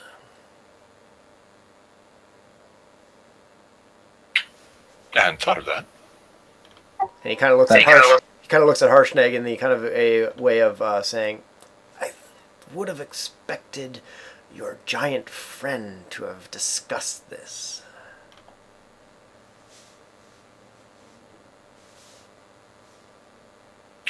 It's a little cold. How far are we when he says this? Like, where are we at? You would be leaving Everlund at this point. So you gave Laz your instructions, and he's navigating and mapping things out. And that's so you haven't been gone very long, maybe 20 minutes. And he's like, how about we just quickly run back to Everlund, grab some winter clothes, and come back. And he says, that would be a fantastic idea if Everlund would probably have winter clothes there. I don't know if they would have something quite what you're looking for. It is quite cold in the north. The north of the north. Mirabar, then? And he says, yes, I was about to make the same suggestion myself. All right. Shopping trip in Mirabar. Shouldn't be a problem. Hope. And then, finally. Let's find out. I think I just figured out it's from Rivermoot. It's to, about there. And he says, yes, it will take us about 2 days to arrive there, if that is fine with your masters. And he means like you, like master you, as opposed to your masters. Like, yeah, I'm going. I don't go warriors. Fine with me. Yeah. Yep, we're good. Okay, and off you go. Similar kind of, you're skirting the Evermoors, off towards Mirabar, and maybe you kind of heard it in your sleep, maybe not when you're heading this way, but certainly as you're heading back, you're hearing every now and then this sound, this kind of a scream, kind of a roar coming from the Evermoors, like in the southwest. And this must be that sound that you've been hearing about, that Laura's brother was possibly sent to investigate. And this is the first time that while being awake, you're actually hearing it for the first time. Again, it's a roar, but not a roar like I'm attacking you roar, but it's got that a scream with a roar kind of quality to it. Where is this coming from? In general, the Evermoors itself. So you're skirting the edge of the Evermoors back to Rivermoot. So you're not cutting right across. You're kind of doing this type of thing and that type of thing. You're kind of following the road, and it's coming from somewhere. And it sounds like it's miles away, but at the same time, it rips right through you. Not a sound you enjoy hearing. Okay. I turn to Laura. I'm sure your brother is fine. Carry on. He's not here, so I can get away with saying that. No, Krev would try and reassure Laura that his brother must be fine. That more than a capable elf. Mm-hmm. But we still press on because giants. Okay. And you make your way to Rivermoot again. This is a portion that you're used to. And Laz turns to you and says, "I suggest as the crow flies across Lurkwood, if that would be well with you." No problems. Should be the most direct route. And he says, up here at least you can avoid the various barbarian tribes that you might run into if you were traveling by land. I mumble under my breath, and some druids. Sorry, you mumble under your breath in which? And druids. And he kind of gives I'm hoping he like this is literally under my breath so that I was saying this for comic effect for the players and to poke witchy. Okay, gotcha. So you I'll get even, don't worry. You continue along, and midday, second day, you're over the Lurkwood Forest on your way to Mirabar. There, it is certainly getting colder. So more so because you're up in the air, but you're also heading north, and you're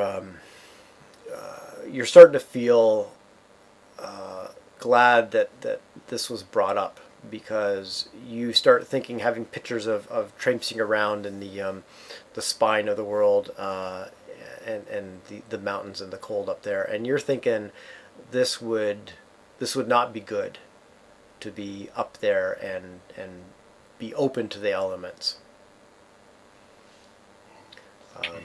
Levels of exhaustion not good. Well, we're going to fix that.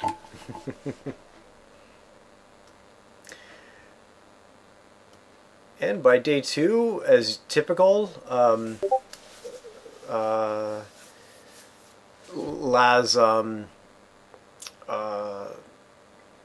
he's feeding you along the way, everything like that, and he drops you off close to Mirabar, just outside, as you would have expected. I don't even know if I have a map for Mirabar. I don't think Storm Kings does, but that's okay. We can work without that.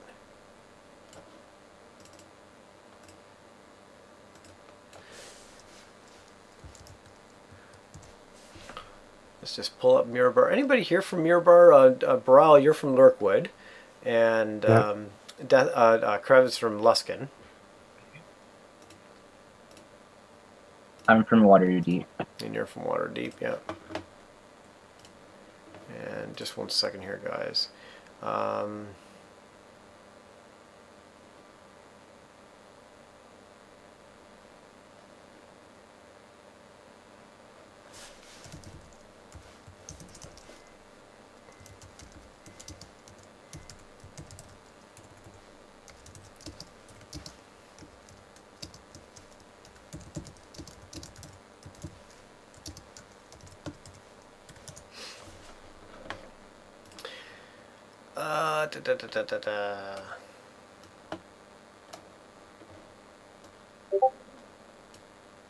Just try to give you guys a bit of let me run down, just if you don't mind, really quickly, Mirabar, and then you guys can decide if you're just running in and grabbing some stuff and running out. One of the richest cities in the north by far. It sits atop a knoll on the north side of the river there. It looks like an unassailable fortress. Like, it just looks like if you're going to take this place, you're going to want to have a good. You will bleed to invade Mirabar. Exactly. Closed on all sides by sloped outer walls. As wide at the base as many city blocks in Waterdeep. So the base of this thing is like a quarter to half of Waterdeep. So this is pretty big, especially given how relatively remote it is. Ooh, they can pour water down the top of the walls in the winter to make ice slides. as a defense mechanism, so it's tougher for you to come up. Even the docks have battlements and fortifications. This place is lock solid. A little bit of flavor text here. Visitors to Mirabar often wonder why they don't see more dwarves, as humans make up the majority. Another city lies just below the surface, and that place is dominated by dwarves. Yeah. It may, like, area-wise, be smaller than Waterdeep, but there's a few levels to it. And the level below where the dwarves live lead out. There's caverns and tunnels that lead out to the various mines as well. So there's once you add up all the square footage and such like that, it's quite a long spread out place. Even if it's not every part of that square footage is habitable or shops or whatever. Yep. Yeah.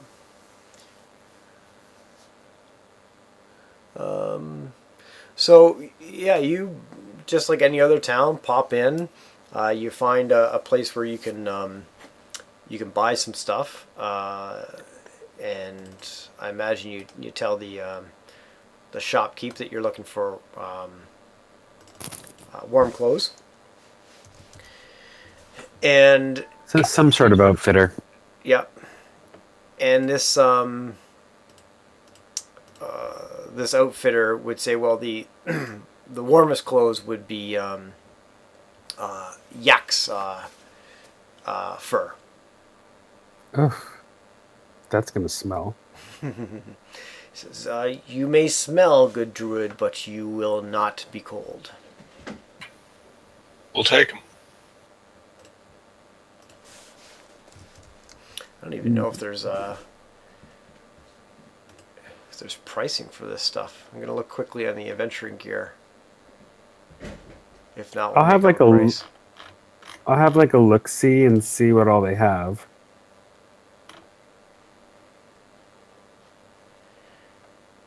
Mirabar being a relatively large town in the area and needing lots of adventuring gear, if not for adventurers, but certainly just for functionality reasons, miners and things like that. It would have quite a number of items that you would find on the adventuring gear list. So what are you looking for? Well, I'm not looking for yak skins. He says if you wish to keep warm, you are looking for yak skins. And it's not the skin, sir, it's the fur. Well, I mean, I can also just turn into a bear. Screw that noise. All right, if Witchy wants to druid his way out of this, that's fine. I buy a complete set, boots, gloves, heavy clothing, the whole works, heavy cloak. I do not want to be cold. Okay, let's call it 5 gold pieces just for the... I'm looking at traveler's clothes are 2 gold pieces, clothes fine are 15. Let's just call it 5 gold pieces. Sounds fair. Yep.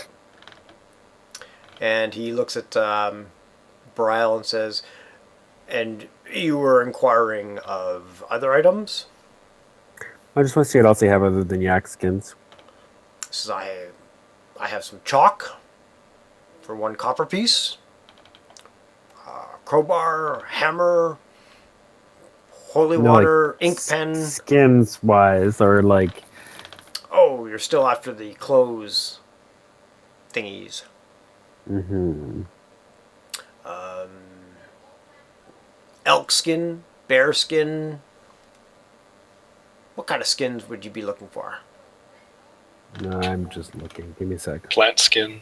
And he kind of rolls his eyes as tire kickers, window shoppers. Looks at Krev. I like it when people come in and know exactly what they're buying. You know what I mean. That's fine. Yes. Actually, does he sell things? Sorry, buy things as well as sell? Is this like, if I wanted to sell him the 5-footed chain that I picked up a while ago, And actually, would he be interested in buying the hemp rope? Does he have silken rope that I can buy in exchange? Yes, chain we could use around here if you wish for me to have a look at it. And yes, we have both the hemp and the silk rope. Many people around here need those types of items to do their daily work. Okay, I'm just looking to basically replace some stuff with lighter equipment. Yeah. So sell back at what Half. value? Half. Okay. Yeah. I'll just adjust things on my character sheet. Sure.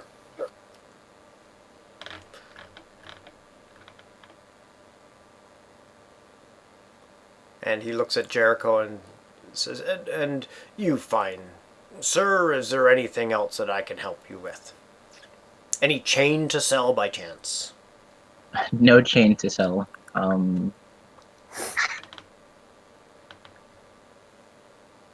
I think I'm alright with just the clothes.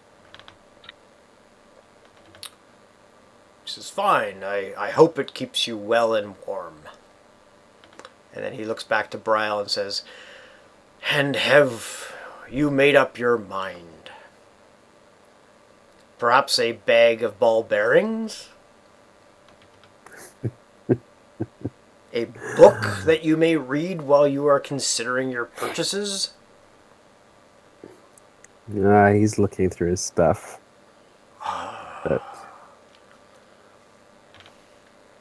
I'm actually looking online, see if there's anything Says I'll better. better off just to buy myself a chair to sit down and wait.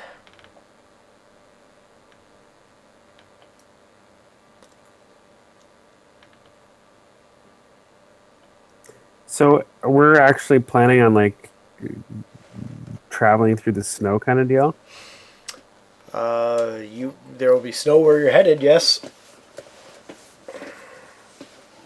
Unless the Chinook has come in. Look at you knowing what a Chinook is. I'm so proud. Would it be feasible to find a ring of warmth in Mirabar? What are you looking for? A ring of warmth? A ring of warmth? Yes. We've had this before in terms of magic items buying and selling. It would certainly have to be a large center, which Mirabar is kind of close to. And then we essentially roll some dice to see if you find a buyer and how long. And you may, so the answer is you may not run into it. What's the rarity of a ring of warmth? Is it? I'm guessing it's probably not even uncommon. It's probably rare, eh? Do you know? No, it's uncommon. Oh, it's uncommon? Yep. Let me break out my buying and selling magic item rules again.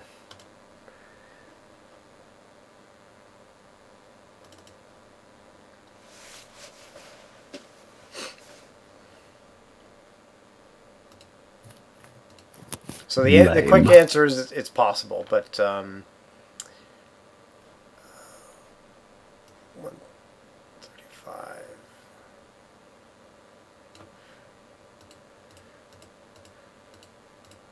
I haven't committed buying and selling magic item rules to my brain, and I do make it kind of tough-ish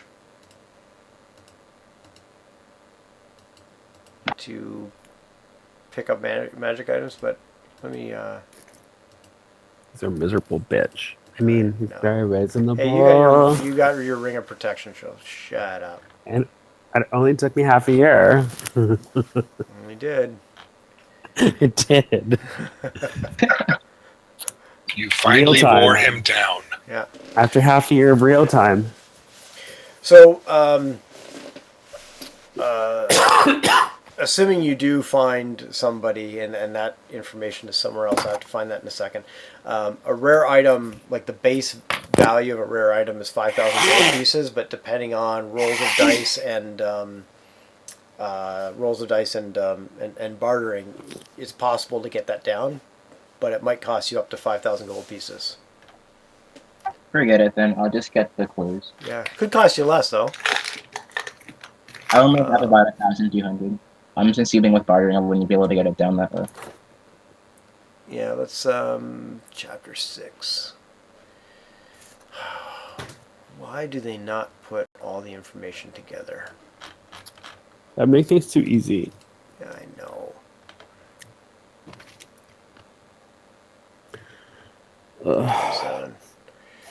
How you feeling there, Witchy? Miserable, but that's okay. I So- moved to the couch on our break. Yeah, still got the cold dog in you? Oh yeah. Mirabar's a large enough city that I'd be able to do some coin exchange, right? Yeah. Gold into platinum just for weight purposes. Oh yeah, especially given that their connection with the mines and things like that. That would. So yeah, I turned 200 gold pieces into 20 platinum, and I think I'm done with this. The more boring, well, not boring, but mundane is the word I'm looking for. The mundane bits. Anyway, I have to. I'll be right back. Yep. And just quickly for you mums, and again, I never memorized this stuff, so I always have to look back to it too. This talks about selling magic items, so I just use the reverse for buying. But few people can afford to buy magic items, and few still know how to find one. Adventurers are exceptional in this regard. A character who comes into possession of a common, uncommon, rare, blah blah blah, wants to sell can spend downtime searching for a buyer. So again, in this case, you spend downtime searching for a seller.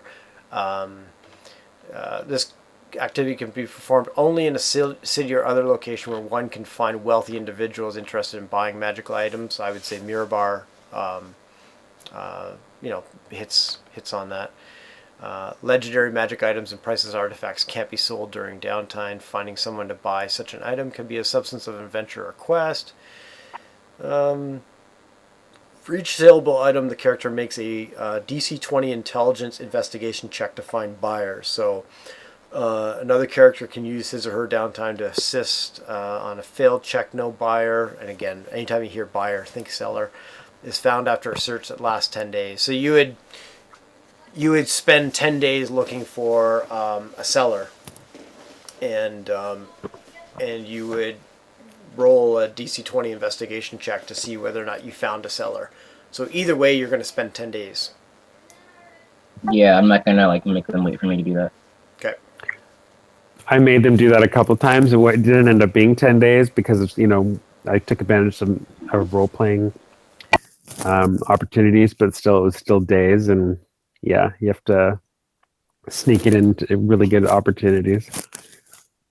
Like you're in some place where there's a bunch of adventurers, like, hey. Yeah, it was in Waterdeep, and Krav got money stolen from him, didn't him? Didn't he during that period of time? That's what he gets for being a tramp. That's what you guys. Actually, I don't think I ever explained it to you, but you're all sitting around talking about buying and selling magic items, and I figured thieves of Waterdeep are going to pick up on this and think, if these guys have magic items or buying and selling, they probably have a little bit of coin on them. I think he lost 10 gold pieces. It wasn't a lot, but it was just enough to give you guys a bit of a jab in the ribs. Whatever, he got laid.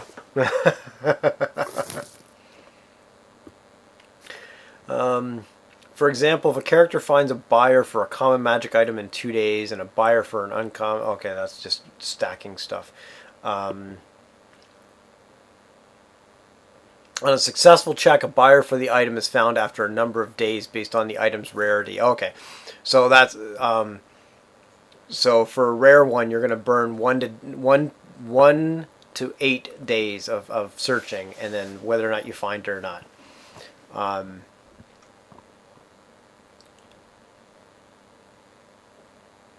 And then the negotiations start after that. You're better off doing it during downtime. Gotcha. Yeah. That was also, you guys were in Waterdeep waiting for... There was something you're waiting for as well, so you figured, well, we'll burn a few days and do this, or I can't quite remember exactly. Yeah. So everything done Is Bryle buying anything, or is he just wasting this guy's time? He wastes as much time as he possibly can, and then he buys something. What's he buying? Something much more stylish than what these other bitches are wearing now. So, Griffin is there any furs? sort of like, no, something like cloakish, like, I don't know.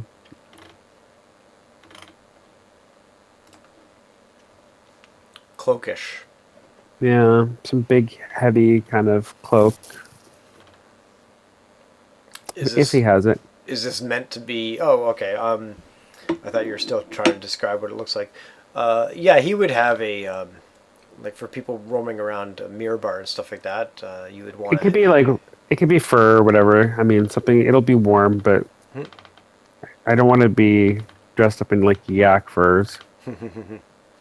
Well, he shows you a big heavy cloak that looks warm enough, and he says it won't protect you quite as well as the yak fur, but if style is more important than function, Well, I'm also wanting to make sure that I keep my perception up and everything. I don't want to be hampered. So yeah, that'll work.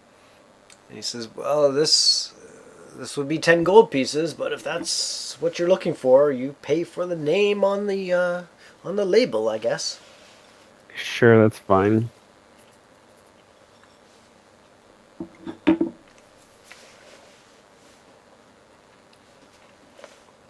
The label says something like Clothin's Fine Wares or something like that. Yeah, The Red Dragon of Cloaks. nice. Might me to burn this place down on the way out. I mean, Jeez. I'm kidding. Do we Really? do we have Dethick back? Not yet, eh?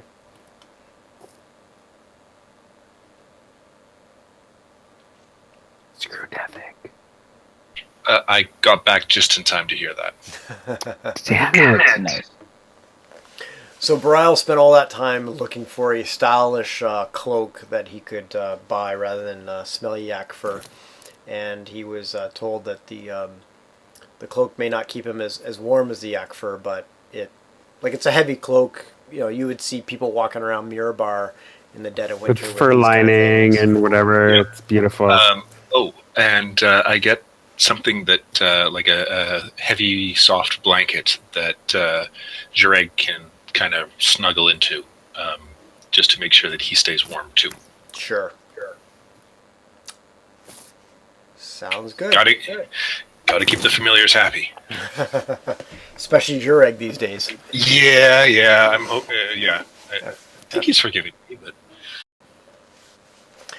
Okay, is that it in Mirror Bar? Yar. My kitty can stay in my cloak anyway. That'll be good. okay. On to the temple and a dungeon crawl. I hope. You get back to the airship, and what are we talking here?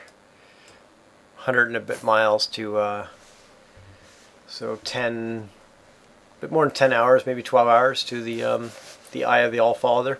But good thing is you have Harshnag with you that can direct you, and he knows the way there. He shares with you. Sorry, go ahead. I was going to say, I would think Rev at this point would ask Harshnag, who's the Allfather anyway? Harshnag says, the Allfather is the god of gods for the giants. He sees all, directs all. He is who created us and brought us to this world. Got it. And if I remember correctly, so there's the Allfather, then his offspring are kind of like the giant demigods or whatever, and then there's the giants after that, the kind of quote unquote mortals of the giants. So I guess if you think about it this way, if I have my Greek mythology right, like there's Zeus would be the Allfather, then the Titans would be the kids of the Allfather, and then the mortals. Uranus, then Titans, then Olympians. Yeah. Then us. Yes. Were the Olympians the son of the kids of the Titans? Yes. Yes. Okay. And so Harshnag passes along to you on your ride there, and it is cold. It is really, really cold as you're moving along.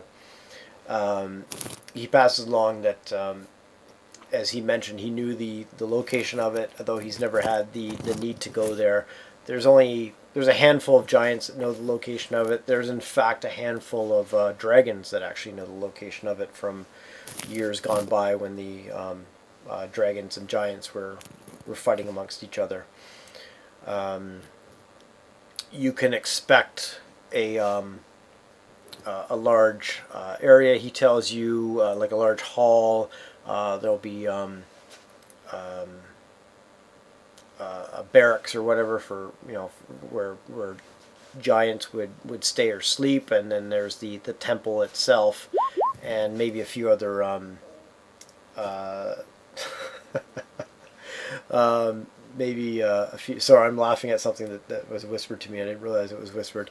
And there's a few other rooms here and there, but essentially a pretty straightforward temple in terms of it's got one function, and that is for giants to go there, pray to their gods, stay there if they need, and then leave.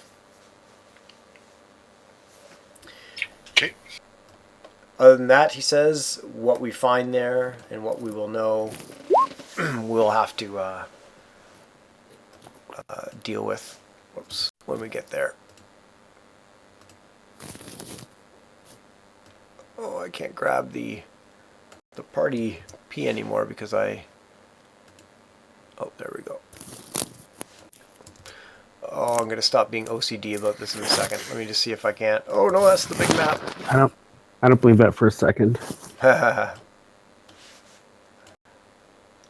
I'm not going to screw around with that. Let us arrive at the Temple of the All-Father, shall we? Yes, please. I hope I have this set up correctly. If not, close your eyes. I believe I said 4 sessions ago.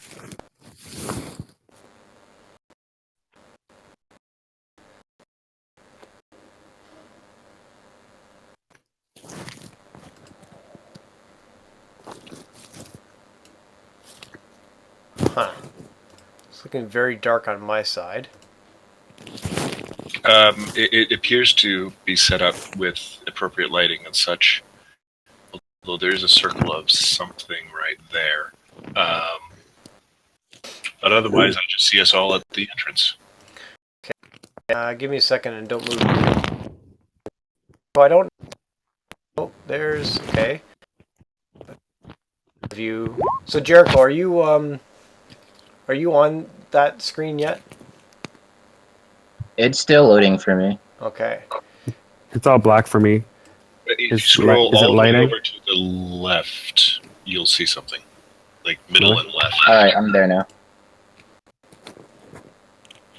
And my player version of the screen, which I record from, Oh, there it is. I can see it as expected, but my my DM screen is really washed out. Are you trying to manufacture something over there, Witchy? Yeah, why? Oh, it's just we can hear every grind of whatever the hell it is. Just sounds Oh, like like real life? it just sounds like a lapel microphone brushing up against like a beard or something like that. Oh, no, I wasn't. That was just, I'm just sitting on my chest. I moved it. Is that better? Could you Yes. actually make a token for Wolfgang? Yes, I could in a second. Why is it so grayed out on my side? Sorry about this, guys. Because that's going to be an issue. I'm going to try refreshing the GM screen here.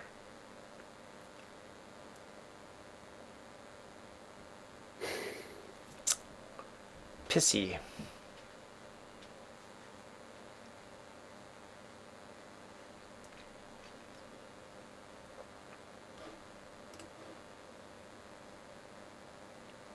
I think some of these maps, I run into trouble when, like I ran into a lot of trouble when you guys were in Tribor, and I think the size of the map, the detail, like the bit rate of the map, or not bit rate. What am I trying to think of here?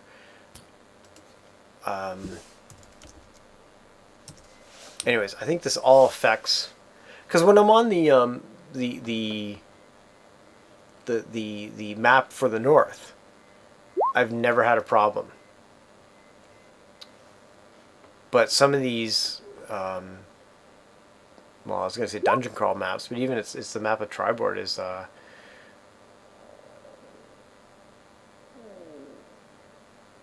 causes problems sometimes. Are you suggesting that would be the token for Not the token. I'm just curious what he looks like.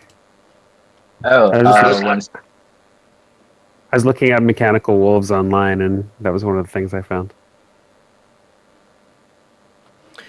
Okay, I've reloaded and it looks like things are a little bit better. I am a little scared to play around with the zoom level, so I'm just going to leave it where it is. And Ooh.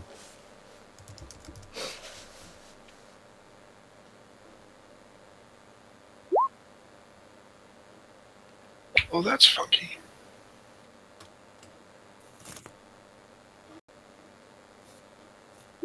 It's much more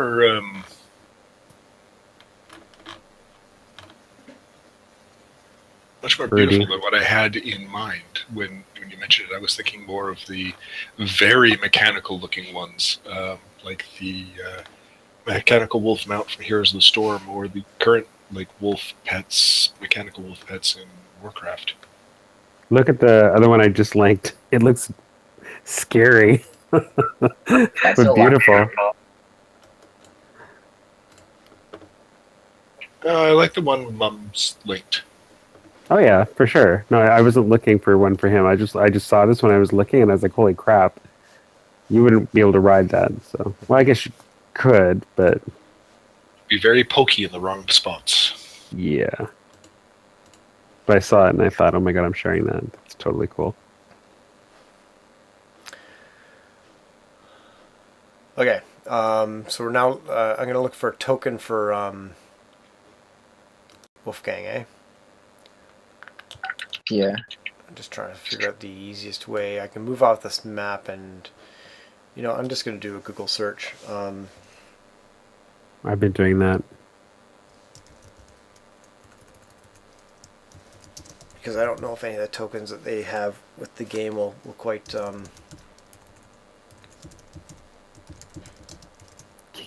Can you do a search? Yeah, I usually do like D&D token or Roll20 token, and in this one I've thrown out Mechanical Wolf.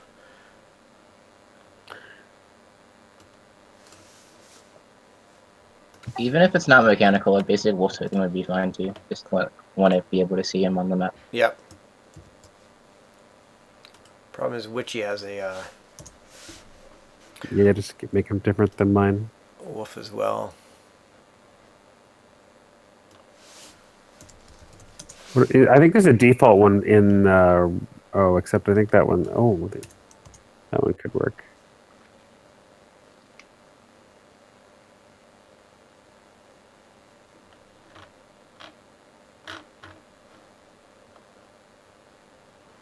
Yeah, I'm just going to the tokens that they have. They have a token sheet in Roll20 here from Storm King Sunder of all the tokens.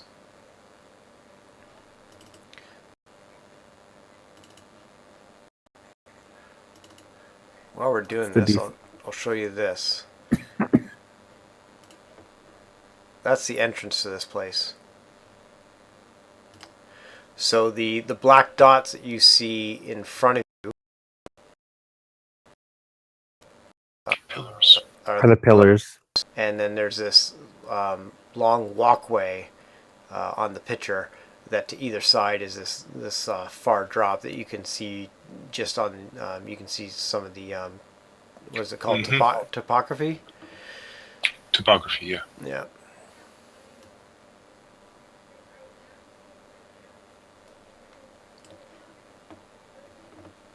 Holy mackerel! The warhorse token that they have here actually looks like mechanical. Is your construct a medium size or large size, or do you know? Large size. It's large. Yep. We're gonna give you the Winter Wolf token. Start with. I want to be able to turn into those. Winter Wolves are the best. That's what I was gonna base him off of, but then I realized he was a CR3, I think, and it can only go as far as CR2. Mm-hmm.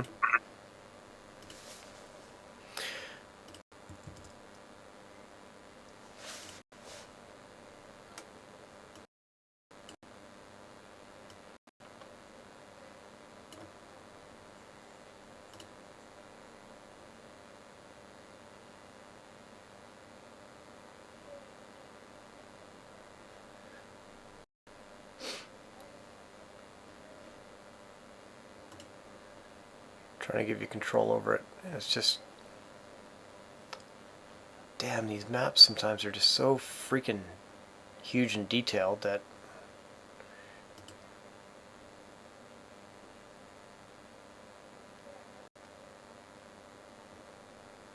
I'm almost thinking about bringing my laptop in here and running the GM side off of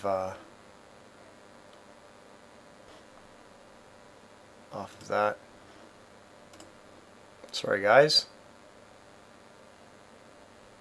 You can make it up to me with magic items. A ring of warmth would get me Yeah. over here. Well, if you're going to find a ring of warming, it would probably be in a very cold, desolate spot like this. Oh, true say, true say. Just reloading it again. Hopefully it's not like giant size. This would be like a crown or something. Well, remember, most magic items resize to their wearer.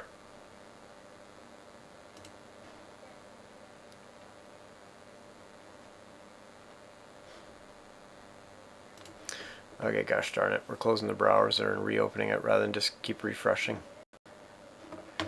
Pisses me off. It's even worse when you try to load it on your iPad. I can imagine. My goodness. My phone can load the thing okay, but not my iPad. It's like snap, snap, snap constantly. Yeah.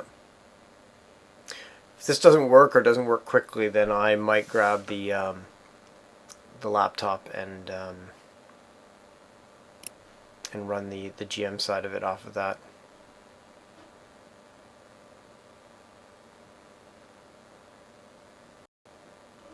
Okay, a little bit better, but it was better before, and then I tried to interact with it and it blew up on me, so let's see what happens.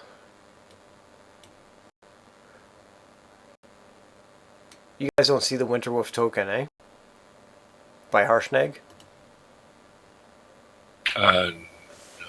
No, I I do don't not. think I do. Yeah, because I put it there, and then that's when it gave me all kinds of trouble. Well, I know a different way to do this. Hopefully it might work.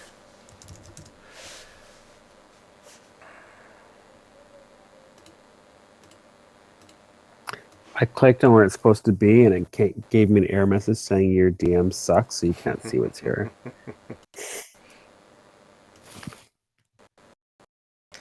Don't hate.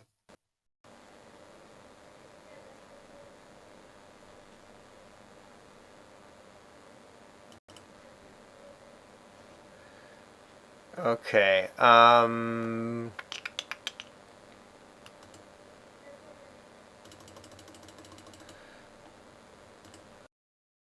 Changing some things on here because I did this. There we go. I did this Nice. before, similarly with Witchy, and then I ended up giving him control over all the dire wolves.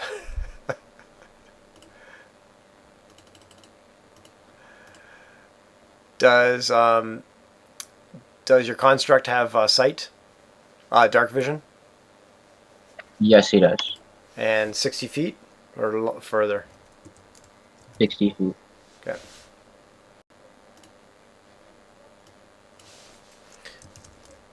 Wolfgang.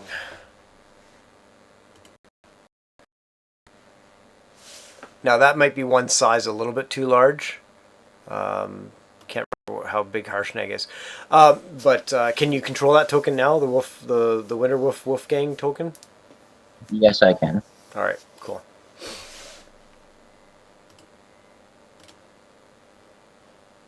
Wolfgang's considered large? Wolfgang is a large creature, yeah. Wow. He's like dire wolf sized. That's how we can ride him. Okay.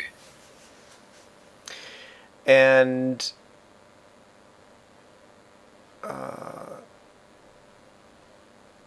okay. Given that we're sort of make this anticlimactic, but given that we're about to enter into something that will probably take a bit of time, we had a quick break before, but do we want to just take a? I could take one more quick bio break, and before we get into it, is that all right? Sure. Fine with me. Yeah, sure. And we'll dive in and see how we're going to die. Oh, don't be that pessimistic. I don't have you guys dying for at least until the end of this session, not towards the start of the next one. Oh, good. See you shortly. You bet.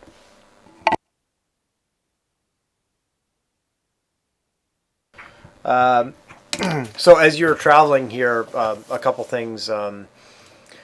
First of all, you're quite happy to have the airship because as you look down, you would have been trudging through mountain passes. Like you would have gotten here, but you'd have to trudge through mountain passes. Think of Lord of the Rings and they're trying to avoid the mines of Moria, so they're going over The passive Karathlas. Yes, thank you. Yeah. So you would have been scaling icy mountains to reach this temple. Harshnag would have filled you in a little bit more that this was a temple built by the giant lords of Astoria,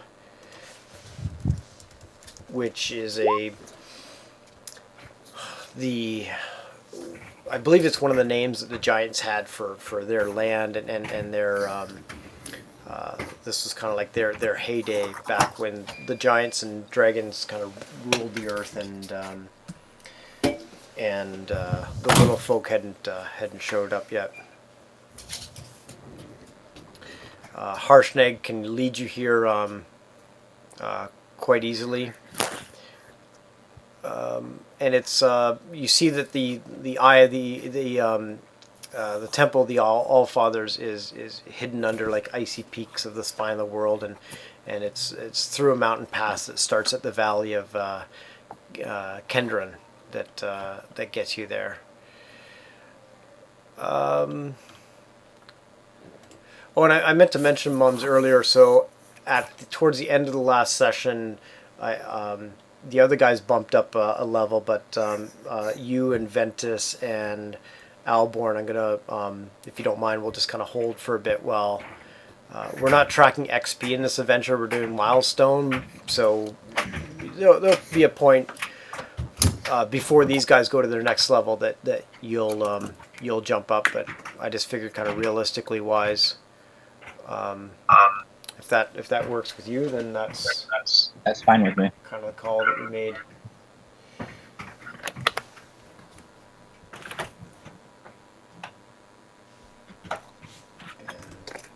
Playing with the laptop here for a second, but if I need the laptop, I'll jump into it. Let us get in here.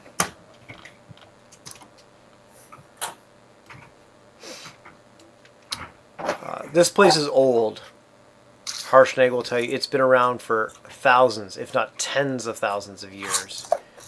And that the giant lords of Astoria came here for divine wisdom and also refuge. He notes that Cloth, the red dragon that you got airship from is one of the dragons that would know the area. The green dragon that you guys ran into, Old Gnawborn, also knows the area, and some other dragons of note. So not everybody knows this place, but most people, or there are a handful that do. This place is built to giant scale. So if you again look at the entrance, it is, I don't know why they call it the eye. It's the temple. I don't know where the eye is coming from. But anyways, if you look at the handout that I put on your screens earlier, like you can just see human-sized people. The squares, the larger squares are, I'm looking to see where the one square is 20 feet. So the I think I've sized you guys appropriately 20. Actually, no, you guys are sized about 10 feet. But if I sized you any smaller than that, then you would just kind of lose yourself. So this will be a little bit theater of the mind, a little bit battle mappy. And if you need description of anything as we come across it, let me know. One thing I'll tell you, frost covers the floors, the walls, the ceilings, anything and everything you see. There's, as you're walking in, there's snow, of course, but as you kind of head into the area, there's certainly frost all over the place. And, and you have come to, sorry, Moms, did you say something there, or you just... Yes, I didn't. Acknowledge, okay. Or was that Deathic? That was me. I was just saying, all right. Okay. You come to a 40-foot wide, naturally formed stone causeway that you were walking across. Leads to the entrance of the Temple of the Allfather. Sheer cliffs plunging hundreds of feet below on both sides. This is not something you want to fall off, get pushed off, or thrown off. Not that that would happen, of course. It's covered with a foot of snow, and in which you can see fresh tracks heading towards the mountainside, so heading into your right.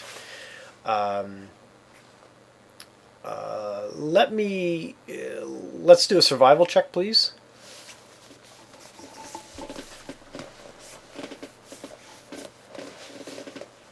Let me get my sheet back up. Hold on. Yeah, no worries. Sorry, I didn't mean to double click. Just take the first one. Yeah, no worries. If the second one was really good, I'll take it.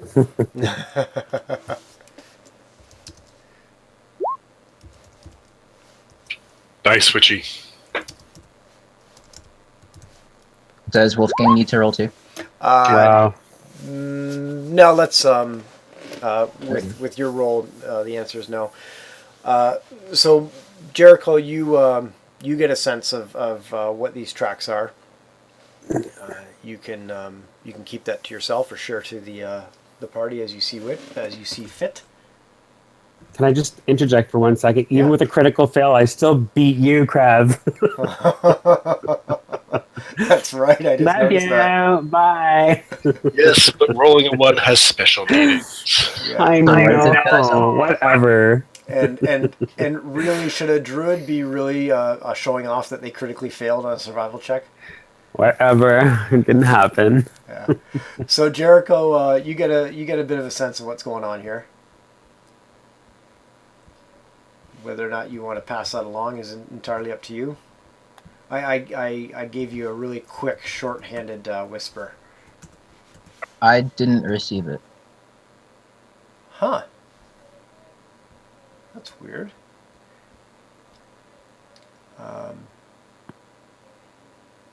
That's really weird. Says it went to you. Anyways, it should show up below. Scroll down on the. If not, we'll just talk openly. But scroll down on the chat window there below Witchy's. I'm just gonna refresh my page. Yeah. And sorry, Mums. I'm gonna refresh my page and see if that helps. Okay.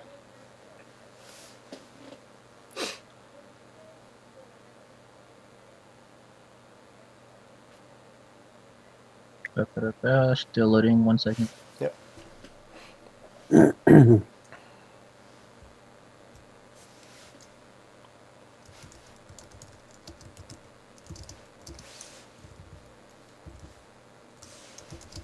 Oh, I see it now. Okay. Okay. Good stuff. So you guys see Jericho. Yeah. I Jericho would checking tell out these facts. It looks like there are about 8 humans who passed through here. Like recently? Yes, recently. Are you sure? This looks like at least 20. That's odd. I'm very good at tracking people. It's my job. I can assure you. I'm in Druid. Don't argue with me. Now, just why? One question is, why would there be 8 people here recently? I mean, That's a good question. all right, we should be careful. Perhaps we should be stealthy. I would agree. All right, let's get some stealth checks. Please and thank you.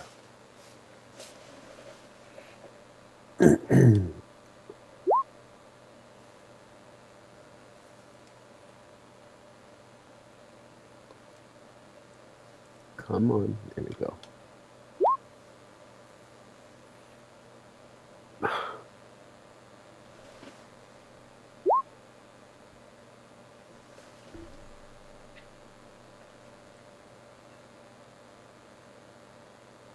Brial better win this one for the group. Apparently, I clicked on the your macro one and it whispered it to you. But yeah, it wasn't great. That's funny because now I'm not seeing the whisper. That's totally acceptable. Let me roll properly. Oh no, hang on. Oh, this is interesting. Okay, Roll20 did an update in the last week, and you'll probably notice the graphics around your rolls are different.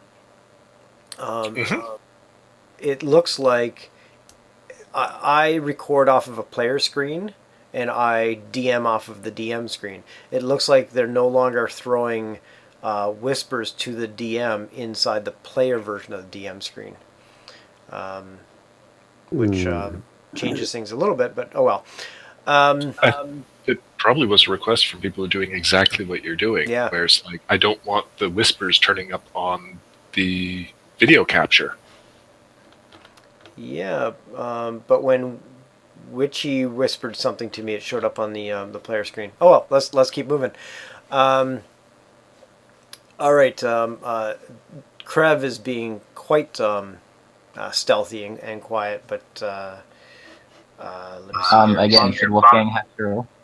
Yeah, go ahead and roll for Wolfgang. Okay, he has a +6 to stealth. Okay.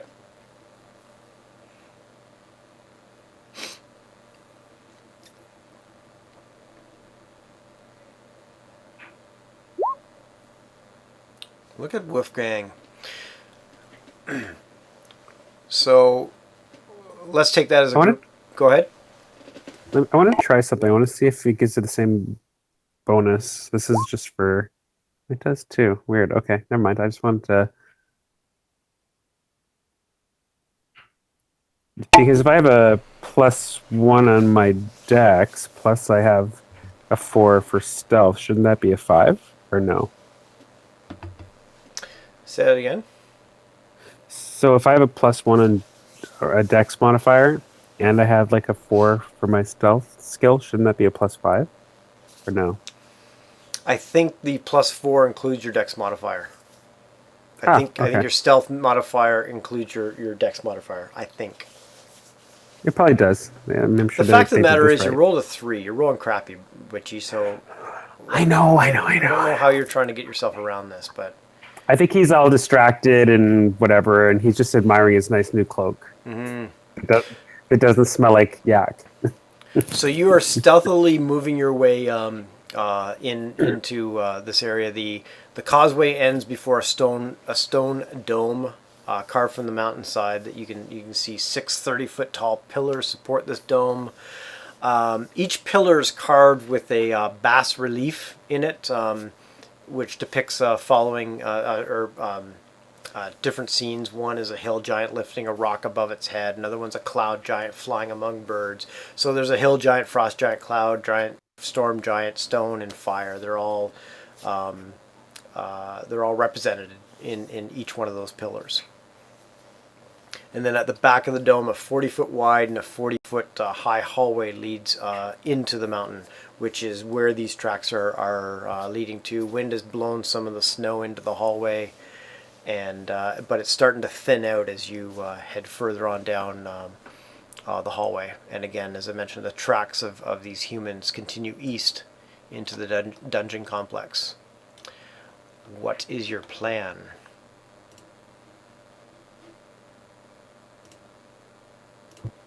We could send Wolfgang in ahead to scout a bit. Yep. Does Wolfgang communicate with you in any way, and if so, how? Like He, or magically or anything like that? it wasn't really clear. I mean, he doesn't talk, so I think like any communicate. I think it's really just he understands me. Mm-hmm. Okay, so there's not any magical communication. Like if he was 200 feet ahead, you couldn't say, telepathically come back here or something like that. No, I was gonna try to do some like funny stuff for that, and essentially like take some levels in wizard or maybe like fighter and go Eldritch Knight to make him a familiar or something. Mm-hmm. But that's like down the line. Okay, gotcha. Okay. So, is that the plan to send Wolfgang ahead? I'm asking the group. I don't want to like act that I'm the newest member here. Mm-hmm.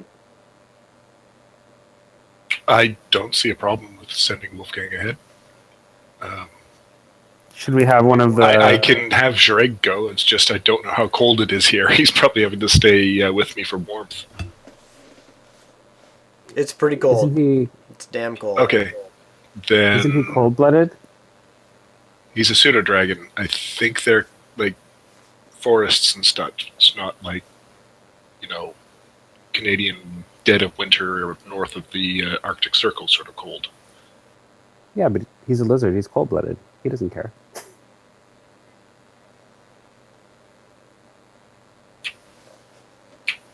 I'm good with sending Wolfgang forward. Yeah, so I guess I would tell him to scout ahead about like 300 or 400 feet, and like if it's like safe or sees anybody, to I guess come back. Okay. Well, what I usually do is go ahead and move Wolfgang's token up, like 50 plus feet, and then depending on what he sees or doesn't see, he can move up a little bit further and kind of keep doing that. Okay, You have control over his token, right? I do. Yeah. Okay.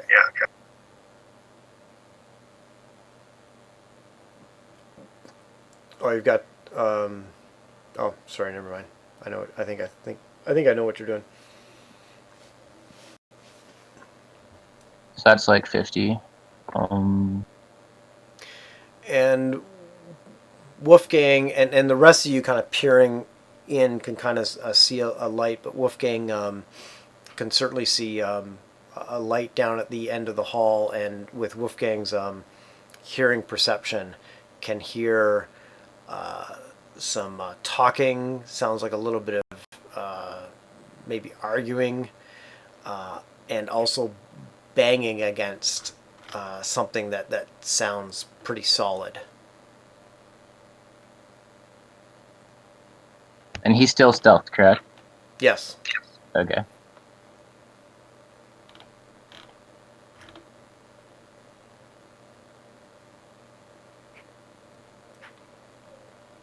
So if you want to move him up further, and actually just move him up 2 or 3 more squares from there.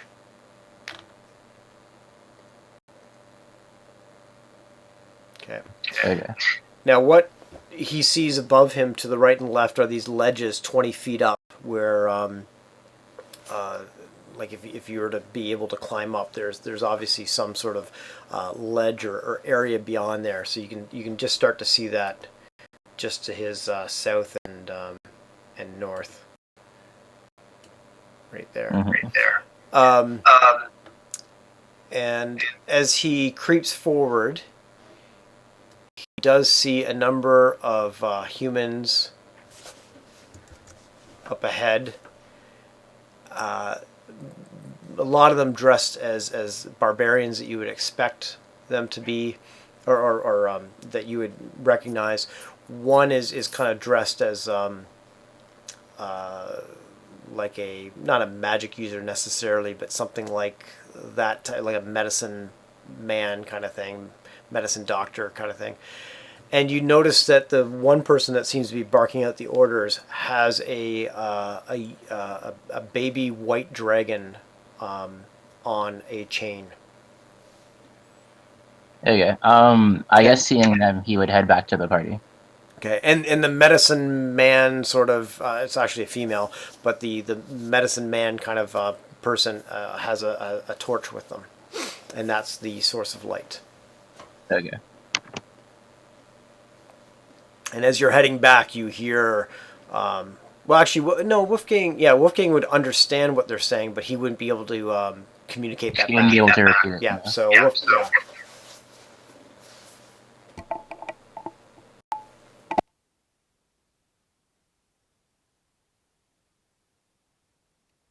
So what's the plan? So I would ask Wolfgang if he saw people ahead, and he would obviously, well, I guess he would like nod or whatever, letting me know that like there are people inside. Yep. And seeing as like how long it took him to get there and back, like they're not like that far ahead inside. Okay, so hold on. Before, so does... I don't know how your magic works with him, but does he act like a real animal? Like, does he can he communicate with other animals, or is he really just like some sort of automaton He's an construct? automaton, he doesn't speak. Like I'm assuming that like any communication we have is just like simple questions that he could like answer, but like nothing would like be in detail. Okay, just because I'm just thinking from a magic perspective, if I could, speak with animals, if that would work on him or not, if he's considered an animal. But He's considered a construct, not a beast. okay.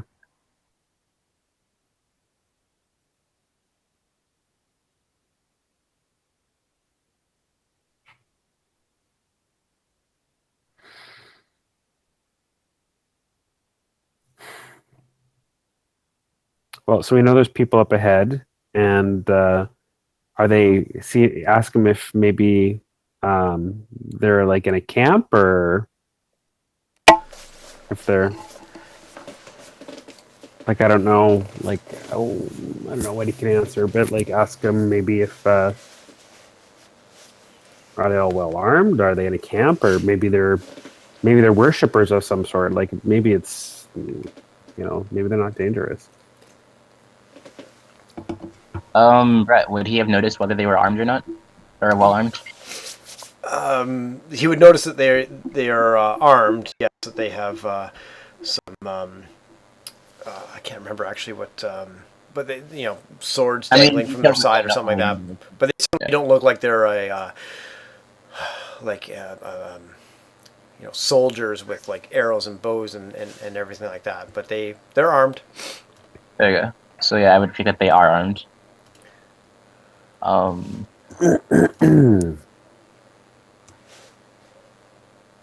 And maybe ask him if there were any giants up there. I mean, I didn't see any giant tracks, but were there giants? All you saw was the humans. So no, he did not see any giants. Well, I mean, we can approach them. Yeah. And we just might, if they attack, we might have to defend ourselves, but we don't necessarily have to be the ones to initiate combat. For sure. I guess we should advance in, and then I guess like get somewhat close and just try to listen on them and see what they're doing. Yep. Just be sure we have Harshnag with us, because that should provide at least some legitimacy to us being in the, Giant's temple. Mm-hmm. Gotcha. So do you advance stealthily, or do you just advance as normal? Yeah, I'm gonna advance stealthily. Mm-hmm. Okay. With totally stealthily. Yeah. Well, with the group stealth rolls that you group stealth checks that you rolled and stuff like that, as a group you'd be able to get up there pretty quietly. So I'll move Harshnag up to about there,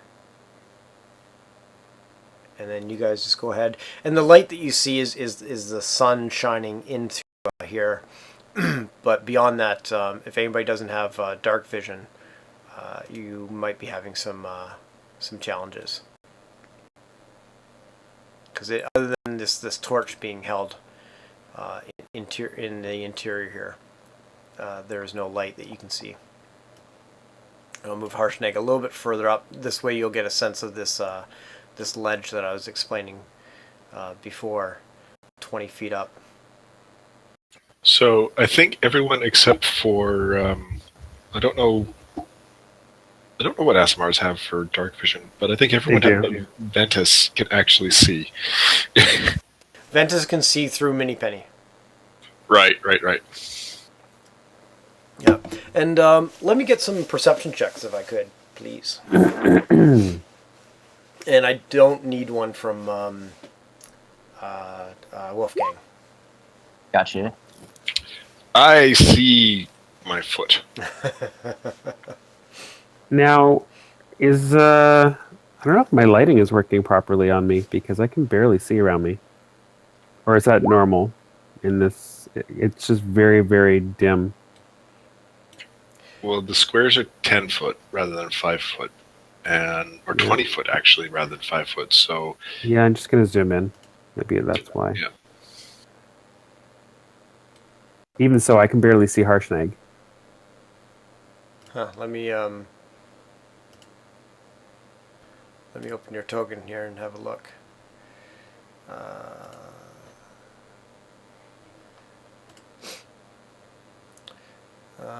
You have 60-foot dark vision. Okay. I'm just going to bump it up to 120 just to see if you notice a difference. I do notice a difference. It's still pretty dark, though. I don't know what it is. Maybe it's just my laptop. Could be the update that they did in the last week too.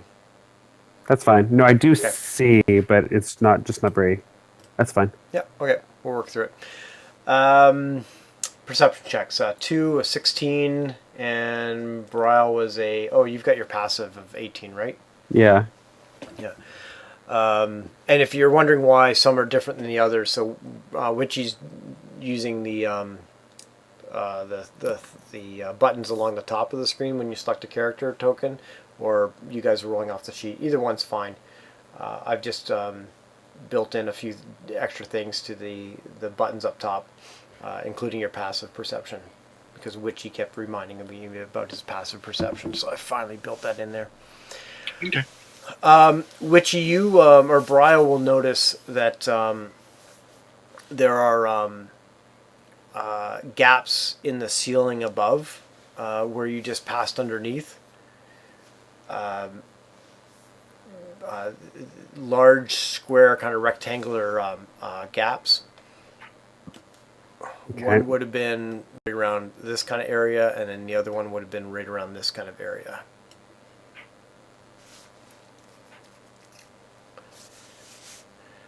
Okay. And what you see in front, what you can see in front of you, possibly with the torchlight of this shaman, is a number of humans, barbarians, obviously focused on a door at the long end of the hallway, and the one guy is sitting there going, "Get this open! We must get to them!" And these guys are just wailing on this door, grunting and stuff. And this door just isn't moving at all. Again, we're talking giant size here. So this door is like 20. I think it's 20 feet tall or something like that. And the one guy that's barking out the calls has again this white dragon wormling on a chain. Want. Okay. I suppose we can continue heading forward, but I have a bad feeling about this. I grab Krev's elbow. I'm like, oh my god, I want that dragon. Yes, Brile, I know. Squeeze, squeeze, squeeze. Arm around shoulder. We'll see what we can do. We'll see what we can do. In the meantime, I basically look up at Harshnag and over at. Oh crap! It is just the three of us here, really. So I do not really have to worry about lore or anything. But Harshnagans, shall we get a little closer? See what they're up to. Do you know what that door is? You're asking Harshnag? Yeah. Yeah. And he's looking quite disturbed at this point. He's like, barbarians are not allowed in the houses of the holy. I do not like this. He says they're obviously trying to gain entrance into the temple. If you think we should stop them, let's stop them. This place belongs to your people, not us. He says only giants and the friends of giants should be allowed in here. This is an abomination. All right then. I look at Jericho and I look at Bryle. Well, shall we? I agree with you. Shall we? We shall. So they're within 300 feet, it looks like. Mm-hmm. I don't know what...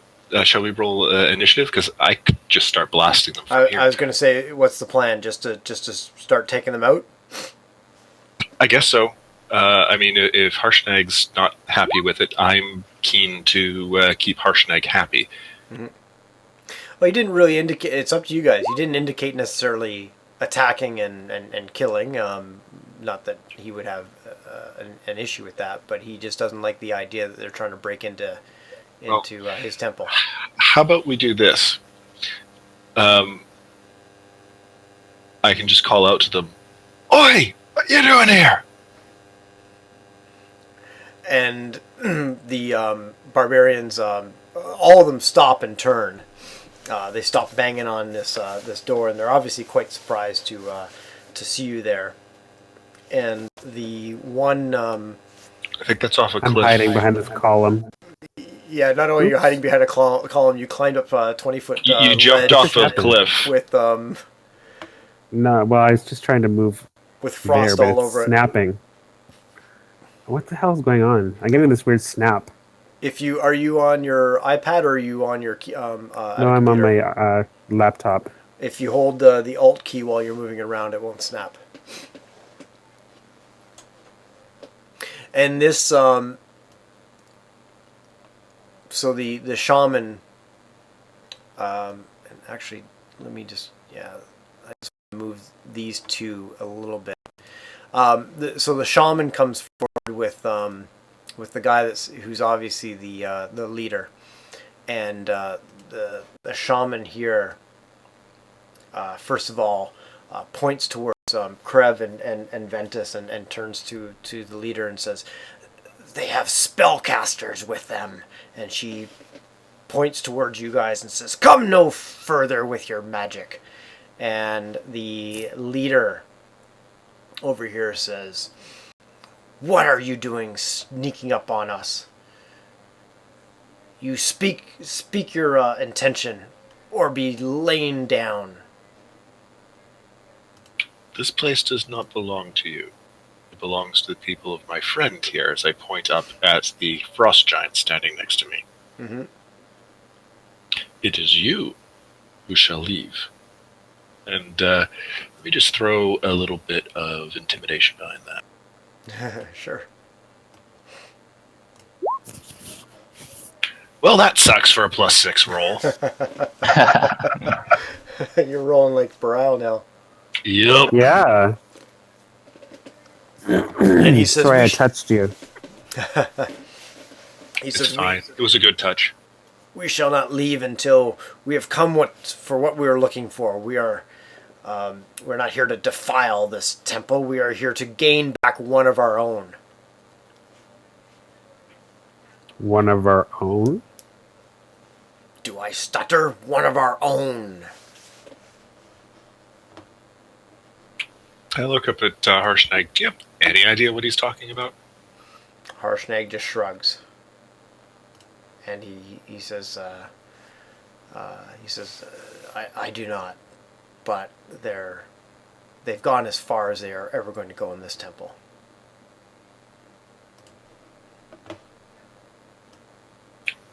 Well, I believe we are at an impasse. You can go no further.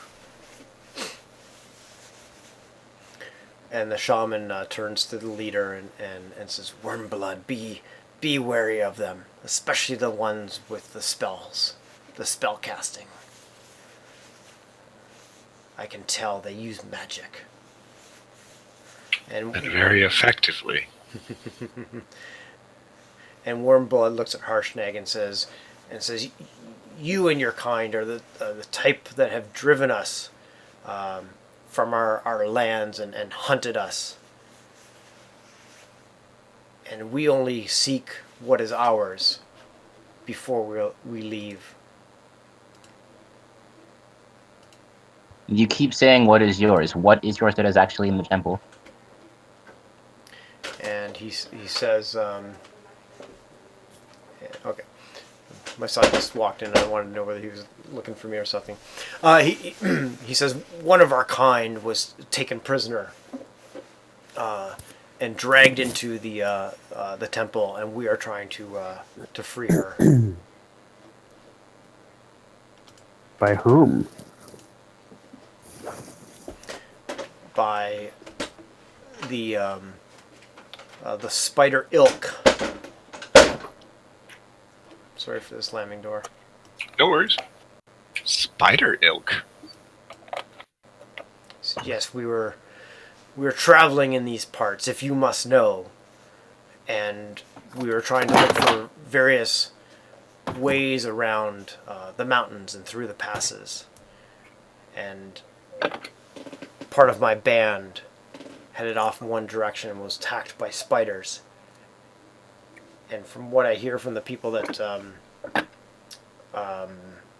what's the word I'm looking for, escaped, that one of our kinds was dragged into this temple.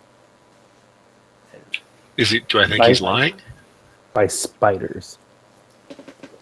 That would be an insight check to see if he's lying. Right, sorry, wrong one. That's all right. Which, if I was really picky, I'd hold you to a 10 roll and have you add your modifier. I'd rather you held me to the 10 roll, actually. 19. Jericho, you don't get the sense that he's lying about what happened, but you get the sense that there's more than meets the eye here. That may not be their only goal of being in this area. They may have come here purposefully, got attacked, and it's like, oh hell, half our band is now inside when we wanted to go in together. Okay, let's try to get my stupid character sheet back. I want to see what kind of spiders would be up here, especially giant spiders. Yeah, actually, that would be a good nature check. Oh, then I must have closed my sheet, so. I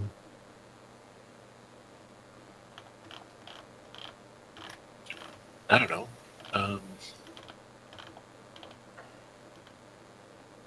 Okay, so what kind of spiders, giant spiders that could steal people, would be up in this kind of climate? So, are you asking or are you checking that with your nature check? I checked. I have a roll. Yeah, no, I saw that. So is this something you're asking out loud to the barbarians? Not until I may once I get an answer from you. I think he's asking the DM first, as in... You're asking with such force. I didn't know whether, I haven't done anything bad. These guys are, showed up at the temple. I'm just the DM around here. Holy mackerel. You get so pissy on me sometimes, Brile. Girl! It wouldn't be it wouldn't be what's the word I'm looking for? My brain is dying. It wouldn't be a natural spider. It would be like a. It wouldn't be unnatural to conjured. To find you probably wouldn't find regular spiders up here, but certainly like winter spiders or ice spiders. Some sort of giant spider that has Yes, from being from Lurkwood, you would know that in the north there are giant spiders that have acclimatized to the Acclimated. yeah to the cold winters. I want to see one of these. They walk around with really heavy cloaks with fur on them, and people laugh at them because they don't wear yak's fur. Oh, dear. Okay. Okay. That's the way it's going to be. All right. So So the leader, Wormblood, looks at you and says, maybe there is a way that we can help each other. Help me find the member of my tribe that has been so grievously taken into this temple. we can go looking, but you'll have to stay here. He says, impossible. How do we know that you are going to do as we say Oh, and not We're harm not do- members of our tribe? I chuckle. You've got no guarantee, but the only other option is that we kill you all now, and then kill them when we find them. Do Do you not not think threaten that me. if we were... Do you not think that if we were interested in harming the members of your tribe, that we would have come... We would not be. that we would have... We wouldn't we be wouldn't- having this chat right now if we were actually interested in killing you. Exactly. And he tugs on the chain of his... And I do lean over against Harshnag's leg for a second. And please keep in mind, I look up at Harshnag and smile. We have a frost giant. and he tugs on the white wormling that white dragon wormling that he has, the chain, and the to bring him closer. And the shaman turns to Wormblood and says, "I do not trust these people." And I'm sure you don't. Mm-hmm. We use arcane magic after all. But anyway, and I didn't actually say that. That's Yeah. joking. Side stuff. Sorry. And Harshnag speaks up and says, they will not enter the temple. No, they won't. We won't let that happen. That I do say to Harshnag. Like, I am way more interested in staying on Harshnag's good side than trying to make any sort of temporary bullshit with these guys. Gotcha. So what's the insight check for, Witchy?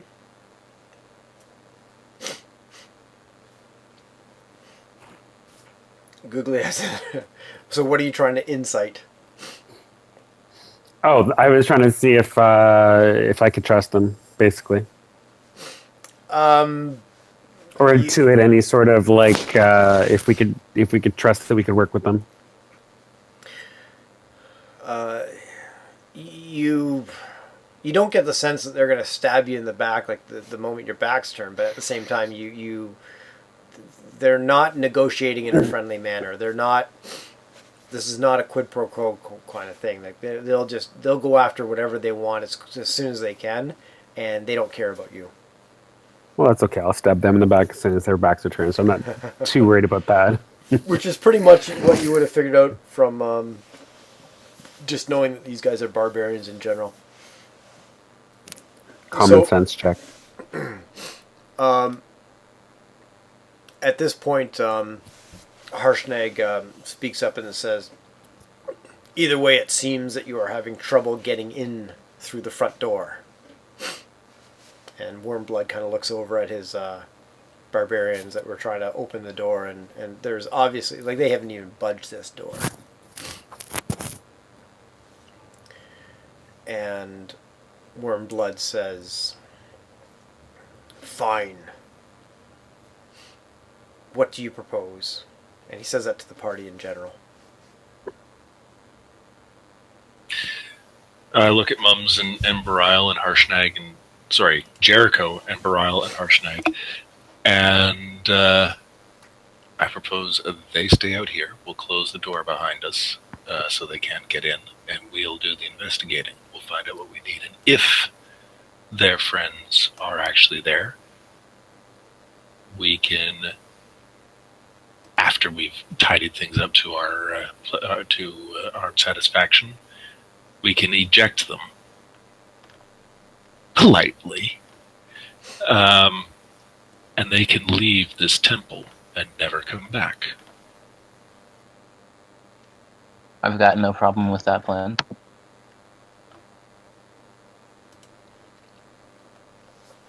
And Wormblood.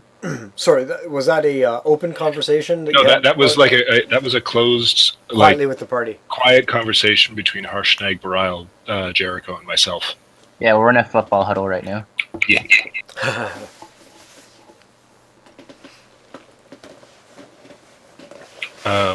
But if Witchy, if you're all right with that, and Brett, if Harshnag is good with that solution, we'll go with that for now. And of course, if is a hint of betrayal, we just go medieval on them. Mm-hmm. Yeah, Harshnag doesn't want them. He's just tolerating them at this point, and he wants. Yeah, them. if they pass that door, that's a deal breaker for him. Yeah, the fact that they're at the front door is much of a problem to begin with. Okay. Yeah. So that's kind of Harshnag's mind. And sorry, what were you proposing to the party? That they, like Wormblood and his shaman and their barbarians, they stay here. Mm-hmm. They don't go inside. We go in, we close the door behind us to keep them out, mm-hmm. and then we explore, figure out what's going on, kill any spiders that we have to, or deal with whatever, get the information we need, and if we find trapped or webbed up barbarians, we will get them out. Mm-hmm. And then these barbarians will leave and never come back. And if we catch a whiff of them trying to double-cross us or sneak inside to steal something, they die. Mm-hmm. Or we have a really, argument about it. Mm-hmm.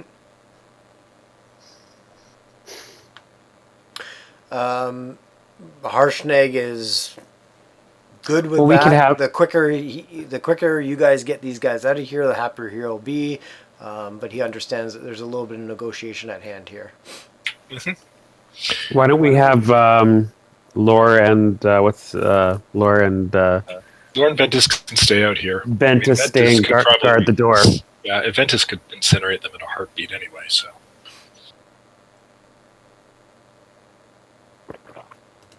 That way we don't have to worry about them following us. I mean, to be fair, if Vorpal was here, we might not have had this conversation so much as the clattering of fireball damage being rolled. True enough. But you may want to take the whole party inside because there is 8 of them to their 2 or 3, so you may not want to leave. They'll guard, but on the inside of the door. Oh, I gotcha. Yeah. Okay. So if they try to actually succeed in opening it, there'll be yells. Okay. So is this what you propose to the barbarians? Mm-hmm. This is what we propose to the barbarians. Papers? Can I see your papers, please? Yes. That was more French than German, I think. And neither was good. Well, on my side. I think my German went into a French accent there for a moment. Just kind of mid-European sort of thing. Yeah. Inspector Clouseau. Exactly. There you go. Yeah. Wormblood is not happy with these arrangements, but he doesn't really see any way around it. He says, if I find that you harm any one of my members of my tribe, then you will be answering to the great worm tribe of the north, and my entire numbers will crash down on you and kill each and every one of you. Do not betray me. You're welcome to try and find us. Worm tribe of the north. What does this dragon look like? Is it on like a chain, or how is it being held? It's on a. That's weird. Oh no, never mind. It's on a chain that Wormblood holds on to. You get the sense that it's somewhere between a pet and like enslaved as a pet. I was gonna say you can't have a dragon as a pet. You'd have to be enslaved to some degree. Okay, cool.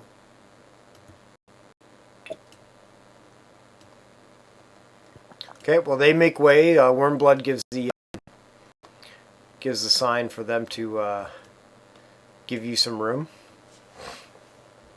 Maybe not in that exact configuration, but just to kind of get the tokens out of the way. Harshnag with a wary eye walks by them, gives them a bit of a grunt, and walks up to the door. He gives one more look back to the barbarians, and then just puts a hand on the door and gives just a supreme push. And you hear this thunderous crack, and the doors go thrown open, and you see what obviously was ice sheathing the far side of the doors, just crack and splinter, and these big plates of ice go flying into the interior room. Oh, how the hell did you get in there? I'm magic. I'm a druid. Don't question me. And this is what everybody else sees. Yeah, I'm afraid it's possible to actually just move your character through the closed, or it was possible to move it through the closed door. That's weird. There was nothing Onto the door, not through it, really. Let me just see. Only update under. Oh, restrict movement isn't turned on. That's why. So anyway, doors open. We step forward. This is not the first time you guys have cheated in this game, anyway. So we try not to. I try not to. I try to cheat at all times. I'm a druid. That's what we do. So these 30-foot tall granite doors go open with Harshnag. You close them behind you as you mentioned, correct? Yes. If there's a way to bar them at all, do it. As they're closing, along the seams, these thistles start to like accumulate along the seams to make it look like it's fusing shut with these like thistles. Mm-hmm. Yeah. I mean, it doesn't really do anything. It just looks good. Yeah, it's all about form over function with you. Exactly. Wait a minute. Try to move your tokens through one of the walls now. Because I think the restrict movement hopefully will stop that. Ta-da! Ta-da! No, well, yeah, no, Ta-da. the doors aren't there anymore. Like where Wolfgang is, like try to go to the west of Wolfgang there. Try to go into that wall. I can't. It's okay. not. All right. Now I've restricted you. Good. That might help. Hold on, let Hope me you phase. keep control over this. That's for certain. Okay, sorry. Go ahead. No. You enter into this large temple, and obviously so large that you can only see a certain way in. So you may want to move in a little bit. Thick frost is clinging to everything. Does somebody want to throw a light in this temple to see a little bit more? Well, I can pull out a torch and get Witchy to light it for me. Yeah, I could do that. Okay, let me give you a torch. Let me knock one off my list. Are there any torches in this room already, or any braziers, or anything like that? Oh, that's the light spell. Not that you can see.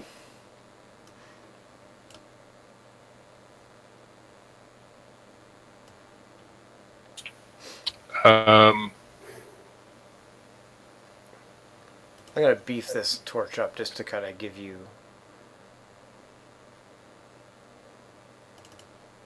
So I'll cast Produce Flame in my hand, and I'll, like, hold it up and use it as, like, a light source, and... There we go. Project light off of myself as well, after I've lit his little torch. look around, see if I can find any sort of braziers or anything that I can light up. No braziers,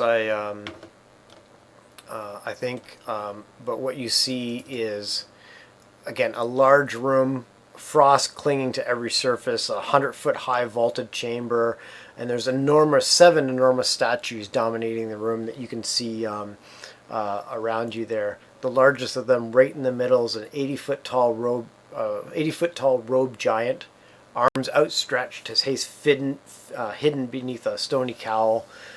Facing a glowing archway in the east wall that you can see off to the east there. I think it's kind of a bit of a bluish tinge to it. I'll move ahead and I'll be lighting stuff up like around the room so these guys can kind of see what I'm doing. Okay. Kneeling, and I've left the door open at the back there. I'll get that. But anyways, it's closed.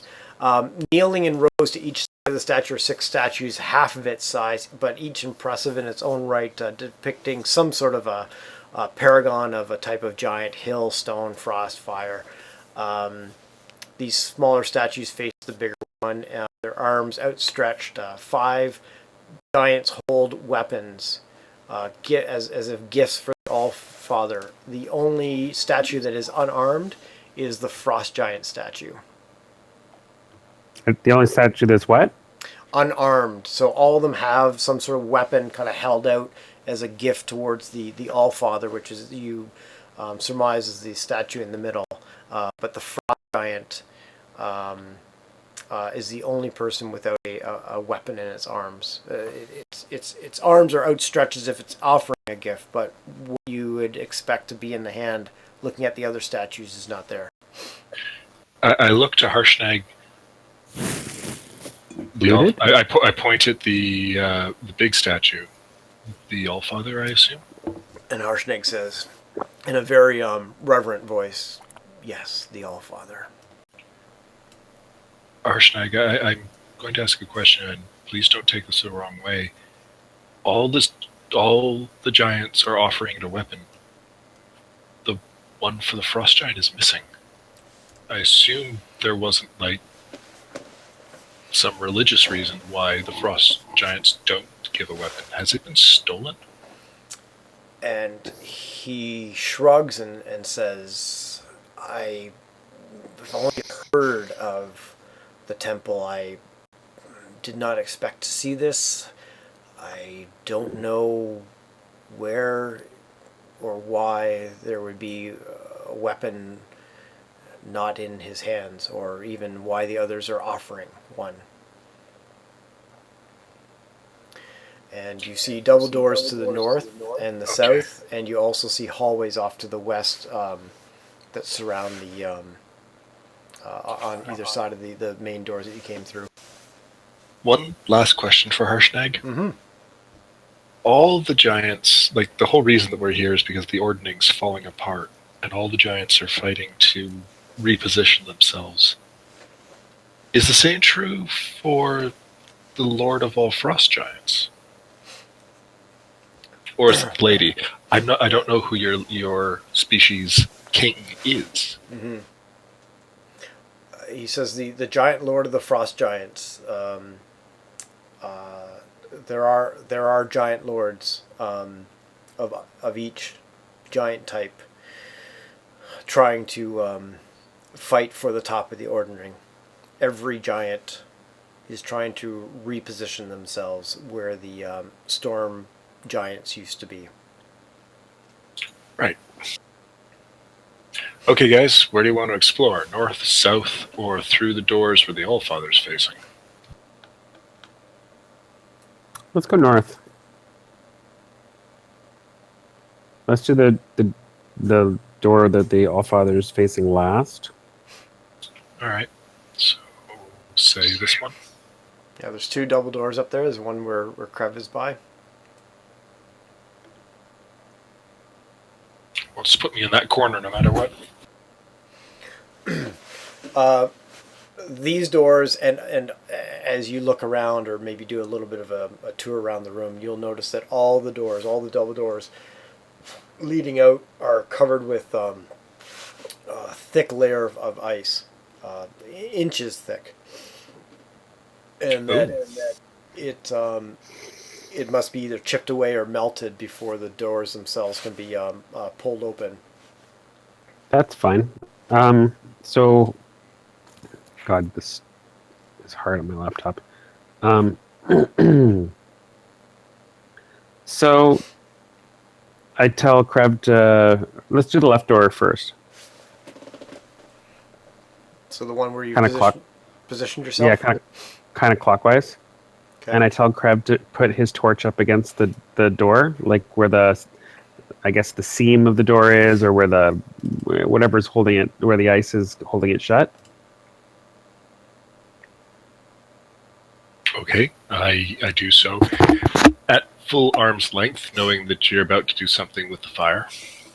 Yeah, and I just like cause the flames to like lick straight up the like come like you know what I mean, like come arcing out of the torch and lick straight up the seam of the door. I still think we're massively abusing Druidcraft, but oh well. No, it says I can like do a bonfire or whatever, light all the torches in a room or whatever, right? No, that's not what it says. What? Hold on. You can What is light a Druidcraft? candle, a torch. You can make a seed bud, but you can't cause thistles or spines to appear out of nowhere. Well, hold on. I'm not actually. I haven't making been it saying enough. anything because we've just been using it as cosmetic effect. It will take time, but oh no, I'm not using Druidcraft. What are you talking about? All right, then what are you using? Produce flame. That just whatever. makes your hand catch fire. You're right. I was getting my spells confused. I can use it as an attack too, though. Yeah. So you're attempting to melt the ice off of these doors, and you're finding that your Druidcraft isn't quite doing it? Maybe. Hold on.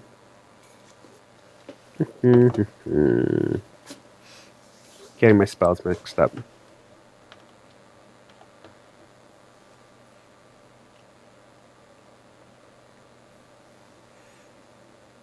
Well, if we don't need there's a different option. If we can't Or a melt small campfire, right? Like, so the amount of flame I'm trying to produce is equal to a small campfire, but like in a straight line. But if that doesn't work, I'll just use produce flame. the other option is I can just use Eldritch Bolt and crack the damn ice. It's a force blast. Over time, you hit something hard enough, it will crack. And as you're discussing this, from behind Or you, Harshnag could just hit it. from behind you, Harshnag walks up and says, I see that you're having trouble. I hate to interfere, but can I help? Sure.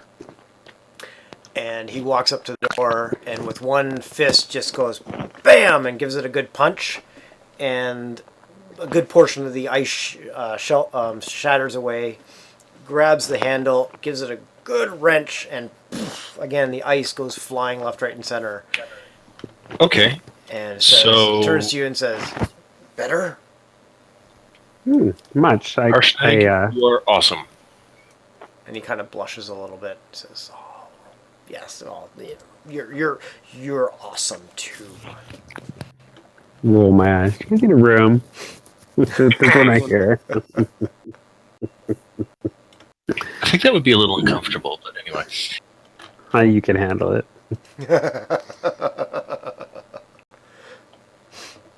Leaving well enough alone.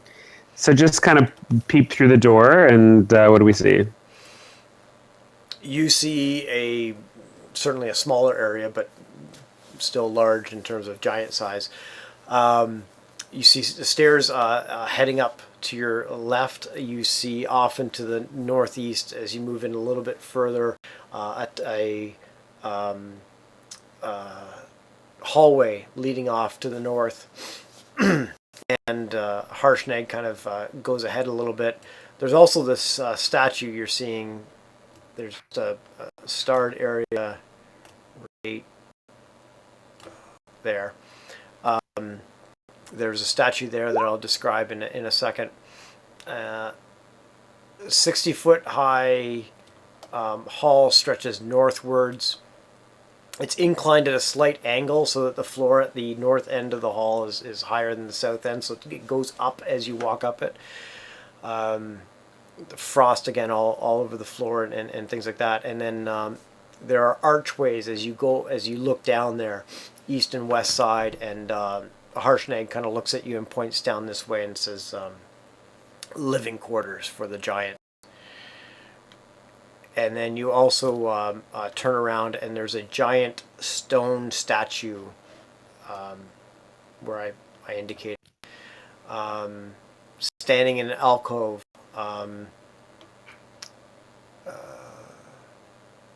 Sorry, the information says the eastern end of the hall. This doesn't seem like east. Anyways, and it's a life-size stone giant statue. Its arms are lifted up with its hands outstretched, palms facing towards the, I guess they're calling it the west end of the hall. This is really kind of confusing me a little bit. I believe it's kind of reaching out towards the hall that is north of Brile there. And let me get your torch back in here. I forgot to bring your torch along with you. You can just put a AOE light on me, can't you? Because I'm using produce flame. Well, And I'm just keeping it up. on you and on me, because I got a torch in one hand. Because you've got a torch, and I'm being a torch. And you're being a torch. Yes.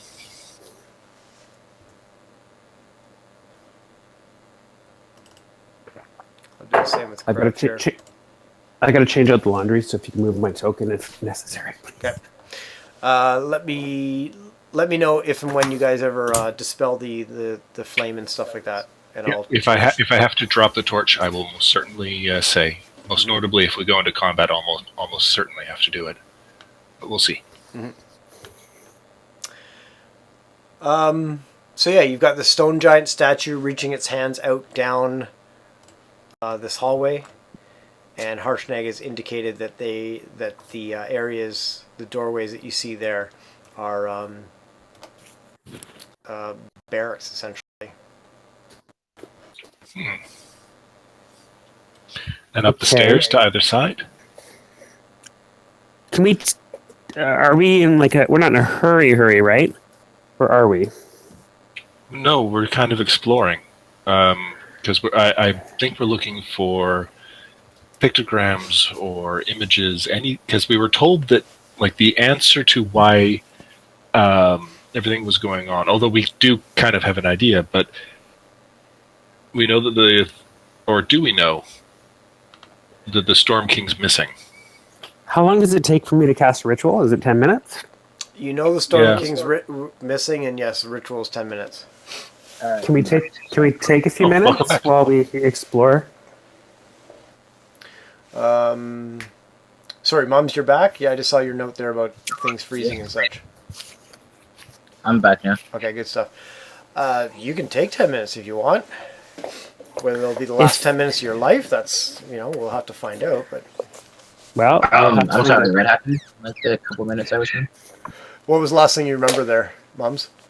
We decided to open the door to the left, and after that, everything was cut out. Okay. So you've come into this area here. There's a stone statue where that star is. A stone giant statue reaching its arms down this hallway. This hallway is slightly inclined as you walk up it, and then there's stairs to your right and left that head up. And Ryle was just considering taking 10 minutes to do a ritual. 10 minutes isn't very long. I mean, these guys could start, can kind of go on and maybe check out the living quarters or whatever, and in that amount of time, I could probably have time to get a ritual off. 10 minutes to do what, exactly? A ritual. Oh, okay. Are you aware of rituals in 5e, Mums? Yeah. Okay. Because what I want to do is I just want to pop off detect magic and I can just cast that. What's that, Mums? I can just cast detect magic. Is that going to use up your spell slots though that you might need later? Oh, you're right. Yeah, that's why I was thinking just doing it as a ritual. It's like a free spell, but it takes 10 minutes to cast. Gotcha. So you guys continue on, kind of like maybe explore the living quarters just to see if there's anything of note in there. And while you're doing that, I'll cast my ritual. If Sounds you guys fun. get a chance, and I'll pop out of what I'm doing. All right, so I guess we can just take a boo. Okay. Harshnay during this time says that he's going to hang out over here just to kind of keep an eye out Yep. for barbarians and stuff like that. He's just still wary about them being so close to the area of the temple. So during this 10 minutes of Brile doing its thing, what is Jericho and Krev's plan? Well, I poked my nose in a few of these areas, but it looks very much like just barracks. So I'm kind of curious to go up the stairs here, sort of thing. Okay. And Mums, what's your plan? And I'll help you there in a second there, Krev, once I No worries. what Mums is up to. I was just gonna examine the barracks.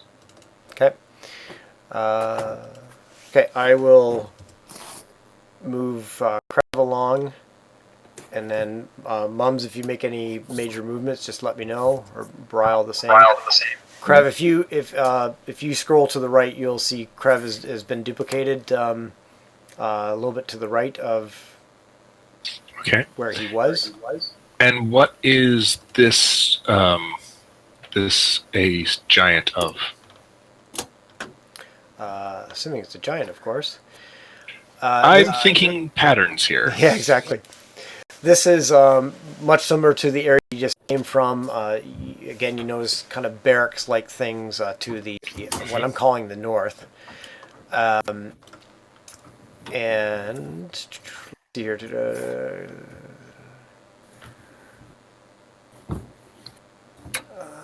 Life-size statue of a female cloud giant wearing an angry mask. So it has kind of like one of those theater masks in front, you know, the tragedy and the comedy kind of thing. Her arms positioned in a way that suggests that she's casting a spell.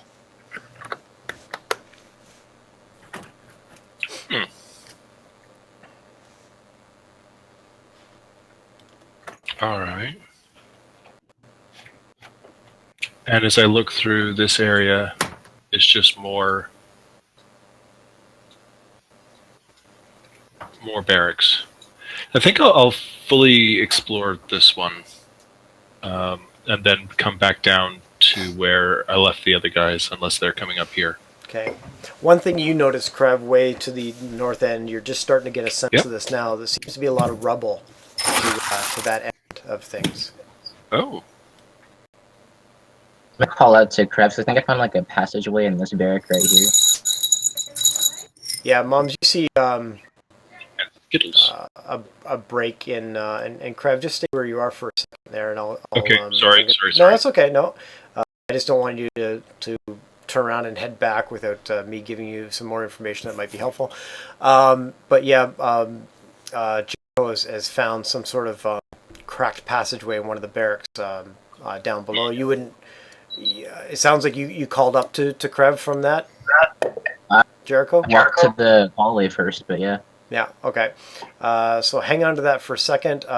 Krev, as you go walking around, one of the things that you notice, one of the barracks back, is that there's a giant a sack sitting in one of the rooms back here.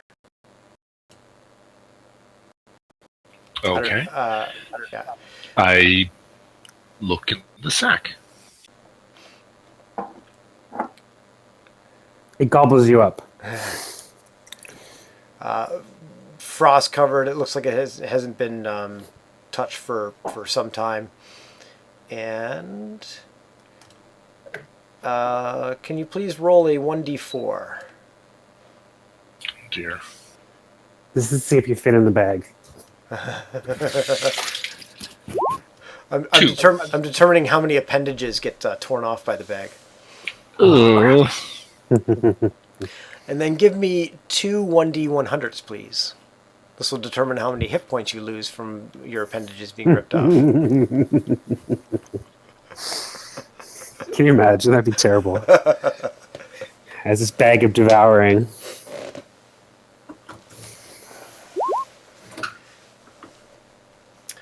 Okay, a 60 and a 100. Look at you. that's great. want the I don't have 100. 160 hit points. I'm dead. I want the 100. You find 3 moldy loaves of bread in this bag. Which You I also leave well- find a which I leave tomb. well alone. You also find a tombstone. Etched on it just simply says, "Here lies a great fighter and hero," and it's etched in common. Just Okay. and it's a human-sized tombstone. Like it's not like a giant-sized tombstone. You also see 3 severed frozen dwarf heads, 2 male and 1 female. Lovely. And you also see a shard. It's a shard. Shard? Yeah, it's a shard of ice. But obviously this is not just a piece of ice hanging around in this sack. It's long and slender, roughly the size of a dagger. And as you and do you pick it up? Do you bring it out of the sack to kind of investigate it? Yeah, I kind of poke it, and I pick it up, and I look at it. You see a marking glowing inside of it. And I've got to go back to one of...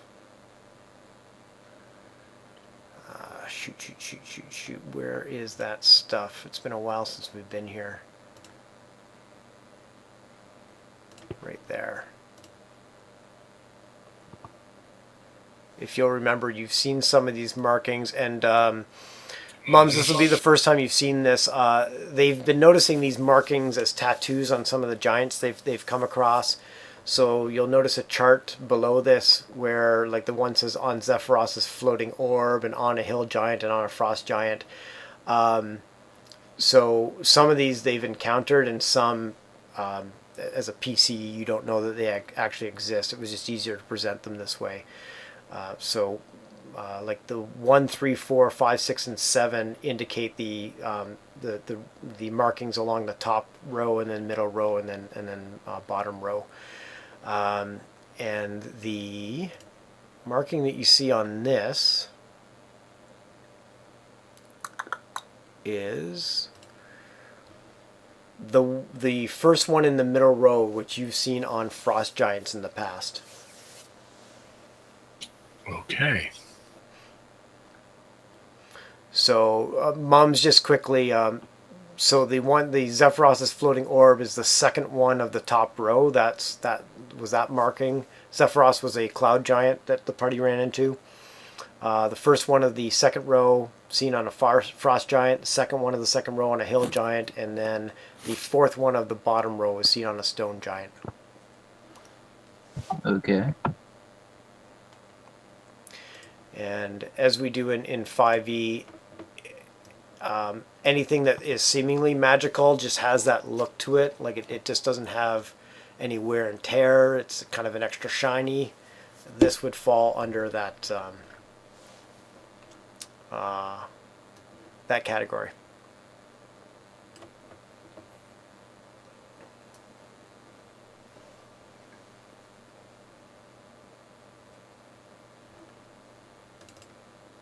All right. You want to stab yourself in the hand with it just to see what it does? No. I'm picking it up, and I'm taking it with me. I don't have detect magic or anything to do on it. I can try, I guess, an Arcana check, but I don't think I have a clue what it is. You can give it an Arcana check. go and see what happens. Yeah, no. Yeah, no.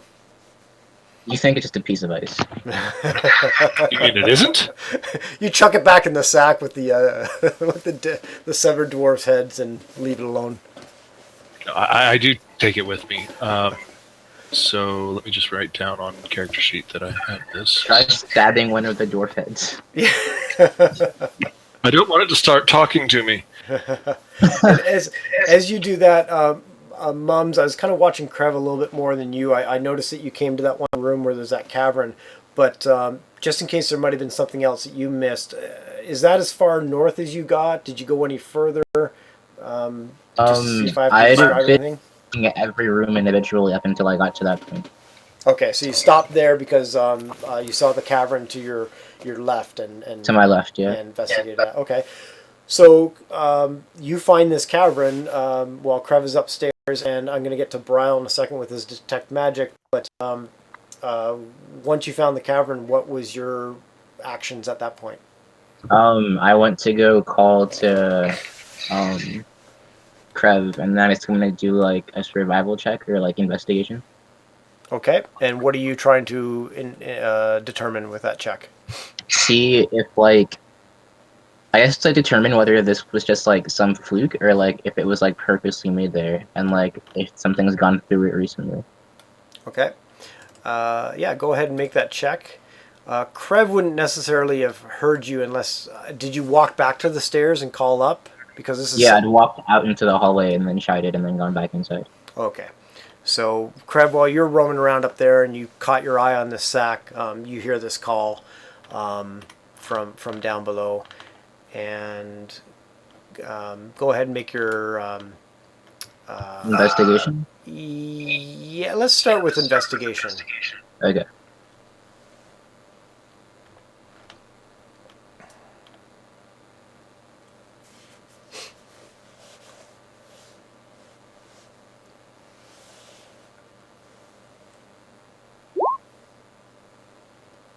Ooh, wow, +7 on your investigation, but unfortunately a critical I fail. crit failed. And you know, You're all doing really well tonight for yeah, this. exactly. Or today, this morning. Give me. Well, you're. I'm just realizing now it'd probably be more of a survival check. Although, again, if we're around a table and you're rolling dice, you just take the roll of the dice and then you add your modifier to it. So it would still be kind of a 1 anyways. Looking at this, it doesn't look like it's well, it's naturally formed. It doesn't look like it was man-made or dwarven-made or anything like that. But it also looks like it wasn't necessarily constructed as part of the rest of the area. Like you're looking at smooth walls and things like that, and then there's this thing. And just give me 1 second. My son just popped in here for a second.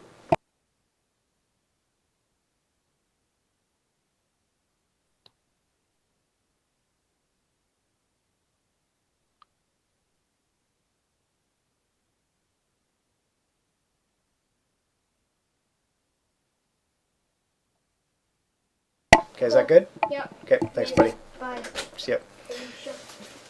My son, who's 11 and a half, or I don't know, context or whatever, he's trying to make, we're going over to my in-laws after this, and he's trying to make gummy cups he's seen on YouTube where you can make gummy bears, which I don't know if you've seen that on YouTube, but you can also put a smaller plastic cup inside of a larger plastic cup, and then put the gummy solution in around that, and then after it hardens, you just cut the cups away and you have a gummy cup. That's kind of cool.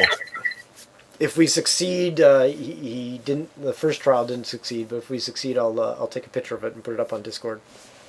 Cool. Nice. Yep. Okay, so hang on to where you are there, Jericho, and because by this time we've probably gotten to the 10 minutes of what's that guy's name? Bryle, I think. Yeah. Oh, Of Stick Boys. that brood. I can't even talk. That boring druid. That boring druid guy. And Not that boring. let's see if there's anything that you. So you're doing a detect magic ritual, right? Yes. And the distance of that is, I think, 30 feet radius or something like that. You're gonna make me look it up, aren't you? Let's just say 30 feet. It's not incredibly. It's not like hundreds of feet, right? 30, 50, somewhere in that area, right? Yeah, I'm looking it up anyway. Because it's gonna last for 10 minutes, right? So I'm gonna walk around all these places that these guys have explored and look around to see if there's anything we've missed. Mm-hmm. Well, I'm assuming that the crystal in my hand lights up when he walks by me. Yes. So yes, it's 30 feet. Okay, 30 feet. And That would be mine. Snatched away. So the first Grabs thing. hand, breaks it. So Krev returns back right around the time that you have completed the ritual in terms of casting it from like moment one. And the first thing, there's a couple things. First of all, you detect that there's some magic with Krev. Though I don't know if that would be too much of a surprise. Does Krev already have some magical stuff with him? His cloak glows. Yeah. Because he does have that magic item. I think it's his only magic item. The other thing you notice is the statue behind you radiates magic. Yeah, that's what I was looking for. That's why I did And this. specifically radiates an aura of transmutation magic. Interesting. And this duration is 10 minutes, is it? Mm-hmm. So where would you like to go for the next 10 minutes? If I see him looking at the statue, I say, "There's another one like that upstairs." Okay, I want to check that one out too. Okay. And I'll move around hurriedly because I know that I have a limited amount of time, so I want to cover as much ground as I can out of where they've already been. So. Okay. So your first step is to run up the stairs to go check out statue number 2. Mm-hmm. Okay. And are you going to communicate with Jericho at any point, or? Where is he in relation to me? He's north of you down that hallway. We'll be right back. I'm just running upstairs. As he's doing that, I approach Jericho and Harshnag and say, "I've found this up there. It looks weird." Okay. And while I've duplicated you off to the east, off to the right a little bit there, if you scroll to the right, you'll see you're also standing beside. And so you run up there really quickly with your detect magic going on, and you don't detect anything going up the stairs, nor do you detect anything when you reach that statue. Okay, and then upstairs, going down the hall. So you're scooting down the hall, running down the hall. Yeah. You go Not running, like moving as quickly as I can, where I can still get a good, like move like 30 feet and like kind of like move 30 feet, pan. You know what I mean? Yep. I'm kind of getting good at this by now. So. Yeah, you go zipping down there, and you don't pick up anything. So 30 feet and through stone and steel and all that kind of stuff, I think it diminishes its ability, and wood and stuff like that, right? Look for you right now. Can penetrate most barriers, but is blocked by 1 foot of stone or 1 inch of common metal. Yeah. Okay. Yeah, you don't detect anything up there, and you are. I don't know, how far do you think you would be into this 10-minute duration at this point? Because you're not just covering ground; you're also taking a little bit of time to look a little bit. To stop and pan. Yeah, but I don't think, like I said, I think now that I'm doing this, like with every dungeon we do, with every, like, after every combat that we do, basically, I'm kind of getting good at this, right? Mm-hmm. So I don't think it takes as long as it did in the very beginning. Okay. So, I don't know. You tell me how much ground you think I'll cover. 10 minutes? I don't know. I think you can cover a lot of ground. Well, you just on movement alone, it takes 6 seconds for you to move 30 feet, or whatever your movement is. Mm-hmm.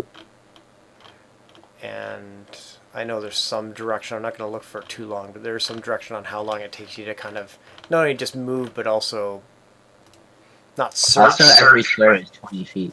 Yeah. Like, What's that? the whole. Also, every square is 20 feet. Like the whole place is giant sized. Yeah. Yeah. Yeah. So let's try this. So it's taking you 6 seconds to move 2 squares. So once you move 10 squares, there's a minute right there, just on movement alone. So 5-ish minutes, halfway through. Okay. You hear the Jeopardy clock in the back of your head. Do do do do do do do. It's getting towards that point. Do do do do do do do do, and you're just like writing down your answer as quickly as possible. But nothing else up here so far? Nothing else up there so far. Okay. And what are you up to, Jericho, while all this is going on? You're just kind of holding fort by the cavern there? Yeah, I will do some more checks if I can. Yeah, throw in a survival check at me. And then we'll get back to Brile here in a second. Yeah, you're not picking up too much other than the fact that this is naturally occurring, but doesn't seem to have been built into the rest of the stuff. It somebody didn't create this when they created the rest of the place, is the sense that you get. Mm-hmm. So Brile, you're about halfway through. What's your Yeah. plan now? And you don't see anything up. You don't detect anything upstairs. I'll go back down, and I actually want to go right into that main room again. I want to check out the big statues there and see if any of those radiate magic. Okay. And that will probably use up most of your ritual at this point. Mm-hmm. Let's see if they do radiate any magic. I don't think they do. You certainly get a sense of magic from the east side of that room, where that bluish archway is. How is it described here? A glowing archway on the east wall, so our right-hand side wall. What school? What's that? What school? That's a good question. I don't know if it indicates. Give me a second here.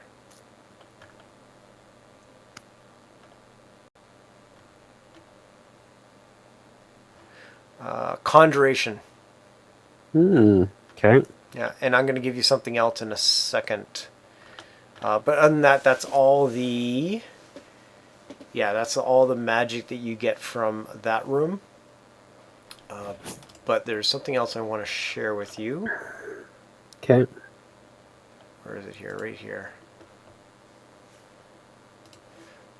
You see these symbols above the archway. 1 second here. There you go. You see those symbols above the archway. Okay.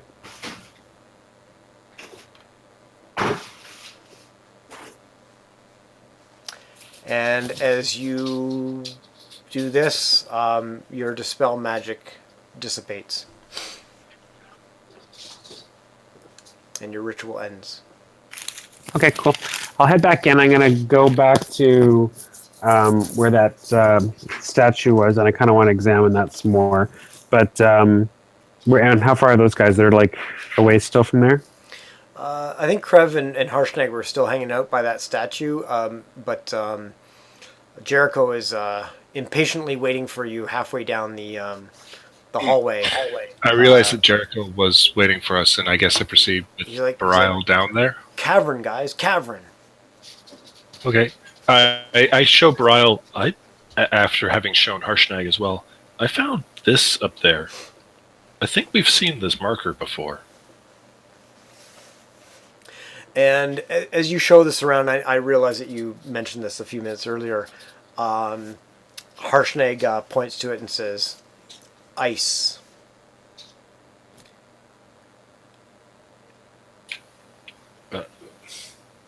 I'm sorry? Sorry, what's he's pointing at? What? At the shard that Krev is holding.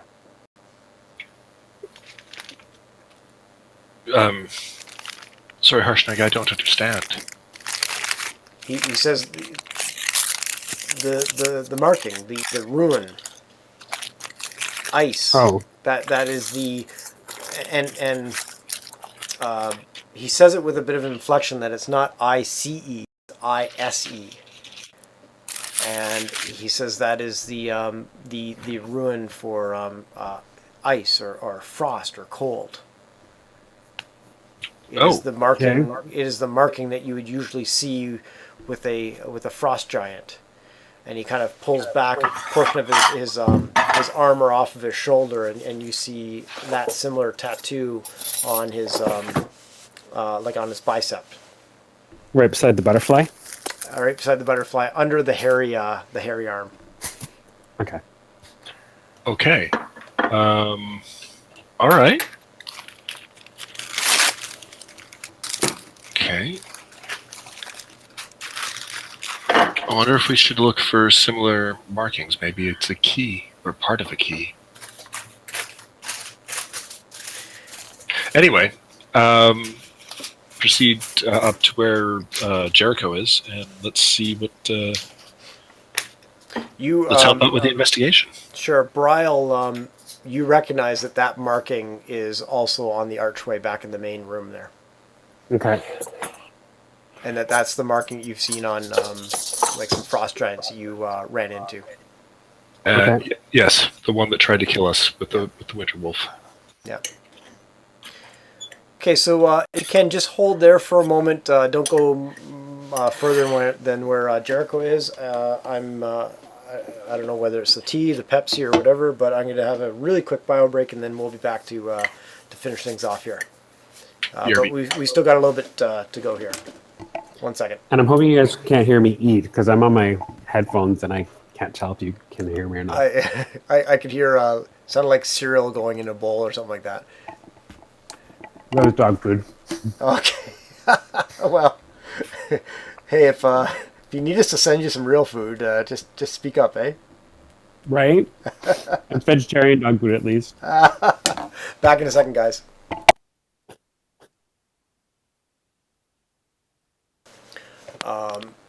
As you probably figured out, Dethic, Krev will have to attune or do not a detect magic, but what's the spell? Detect magic tells you there's magical stuff. What's the spell that actually tells you what a magical thing does? Oh, identify. Identify. I've got that. Well, we can As we can use it on this thing as a. Can you ritualize identify? Personally, I can't, but you can do it. Okay. What level is Probably 1. I don't know if it's on the druid list. Is the problem? It isn't. Probably not.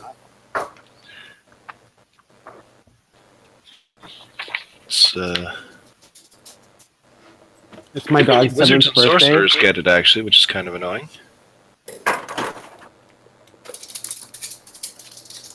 Curtis just brought home this big dog bone cookie for Juno for his birthday. It's adorable. It says happy birthday on it. Are you serious? Did the dog take time to read that, or just jump right into it? Well, he won't eat it because it's a cookie for a while. He'll just guard it from the cat, but he won't actually want to eat it. But then eventually he'll get bored enough that he'll eat it. He's so spoiled. Okay, so you guys heading towards Jericho here, who's been patiently We'll go. calling you down, and come on, guys, there's Yeah. this thing here. I'm going to go up to him, but before we go down, I'm going to say, hey guys, that statue back there had some sort of magic on it. I don't know if it's some sort of, it was transmutation, right? Yeah, transmutation.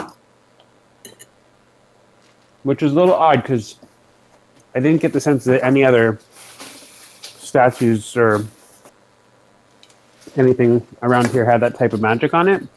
So I don't know if we want to just be aware of that there's not some sort of like, I don't know. I'm not really familiar with that type of magic so much, so I'm trying to think what kind of spell that would be, but I don't know. In case it comes alive and kills us or something. Just so you know. Yep. Yep.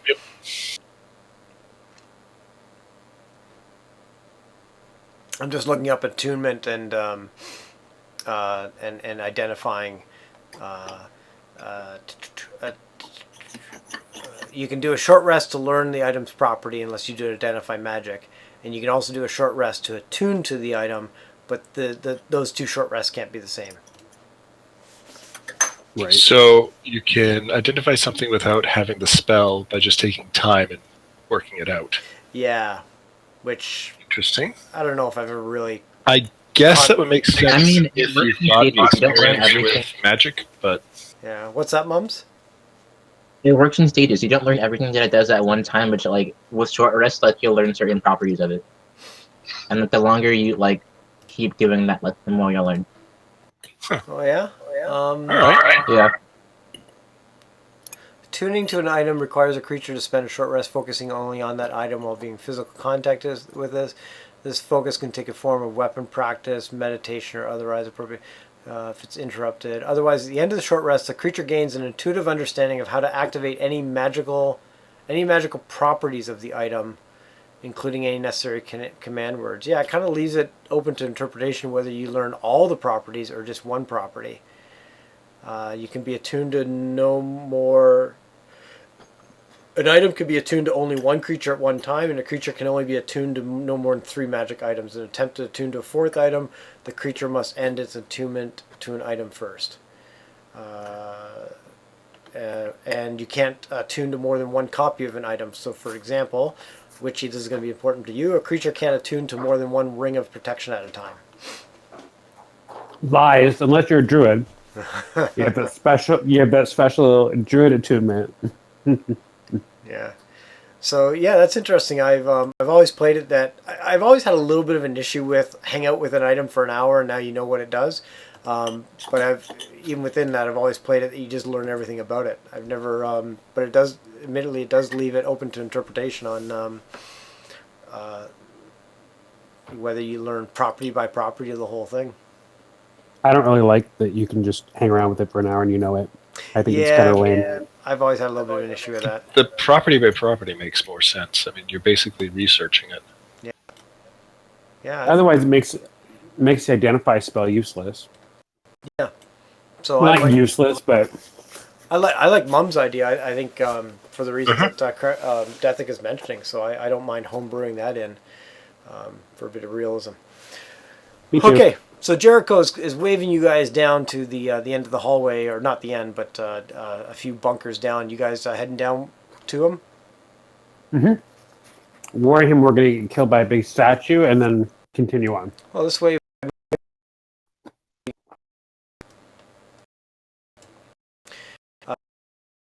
As you move down, especially for Bryle and Krev, you would notice that this hallway continues further down than the hallway upstairs. Like the hallway upstairs was obviously collapsed and rubble and things like that. This one is is the one upstairs. Good to know.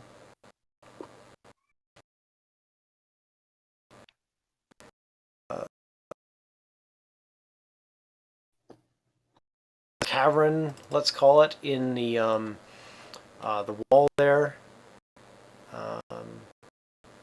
Do you want me to move your token file? Please. I'm eating, so I'm not at the computer. Sorry. Yeah.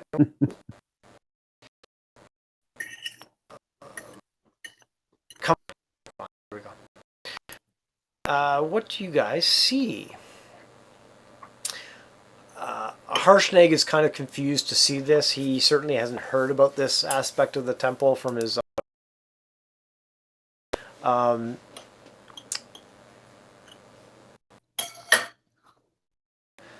The tunnels are 10 feet high and 5 feet wide, so only medium-sized creatures are going to be able to get in here without squeezing. Large, I think it's one size larger than that, so a large size. So Wolfgang would have to do half movement to squeeze through. there are cracks in the mountain rock, certainly too narrow for Harshnag, and icy and uneven floors, so the tunnels are going to be difficult terrain. Thin layer of frost again, like you've been seeing so far. And that's what you see so far. And at this point, I'll remind you guys that you have 2 light sources if you wish to keep them burning. What about the light source? You guys have 2 light sources that you've been carrying around towards such if you wish to keep them burning. Mine's just my hand. Yeah. I'll just need to know that if I'm going to adjust your I think. your light settings on your token. Yeah, I think I'm going to keep it as is. Okay. I'm going to. I've made it quite bright just so that, like, as you roam around a large room, you can see stuff. But I'm actually going to bring it back down to as written, which is.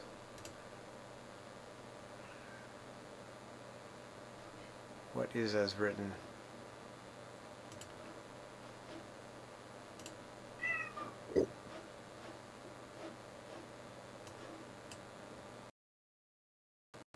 I'm just throwing it down there to find out. 4020, and something tells me a light spell is similar to that. So let me adjust. Krev here. Witchy. He ate all the icing.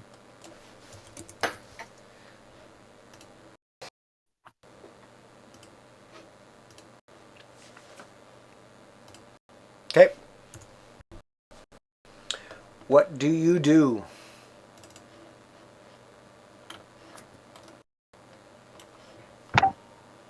Well, I think we.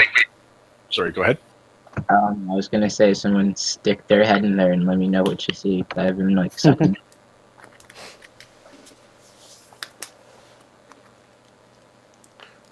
Pretty much. And I guess I will sneak. You'll have to go. 5 foot wide, so you'll have to go. And what's your plan with Wolfgang? Jericho.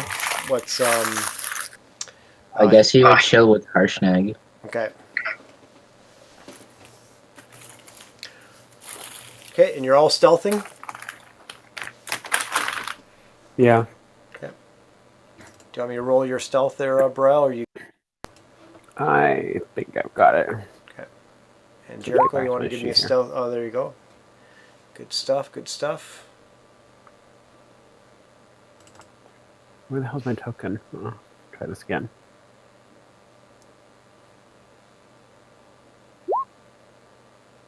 Okay.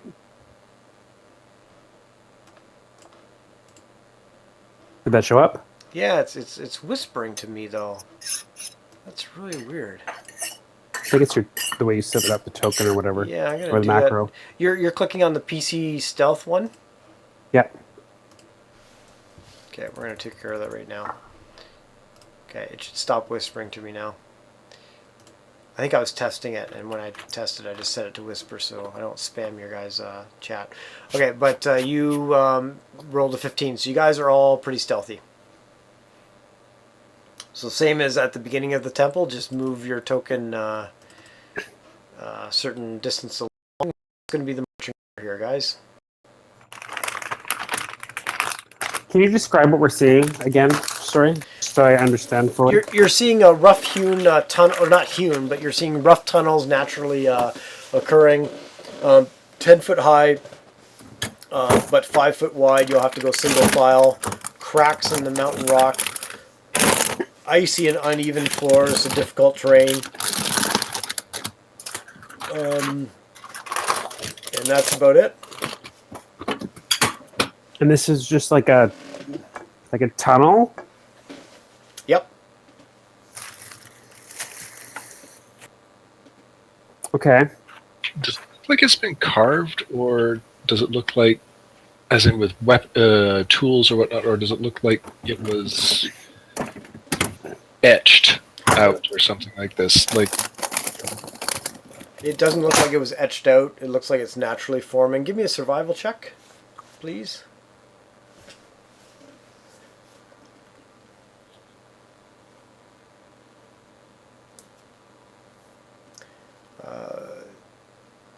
Medicine check, really? oh Christ!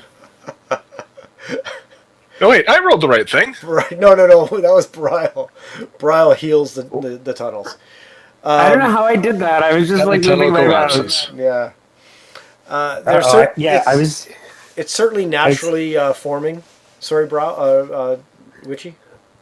I was just saying. I'm just saving up my healing for death oak. Yeah, I'm sure you are. It certainly What looks. did I do? Oh, in this game you don't have to do much. It looks like they're naturally forming. It doesn't look like they were man-made or dwarf-made or anything like that. They look like cracks in the mountainside. Okay.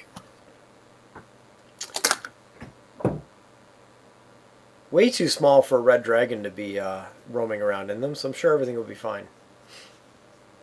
Yes. Just for mums, just in case you didn't catch the significance of my healing roll.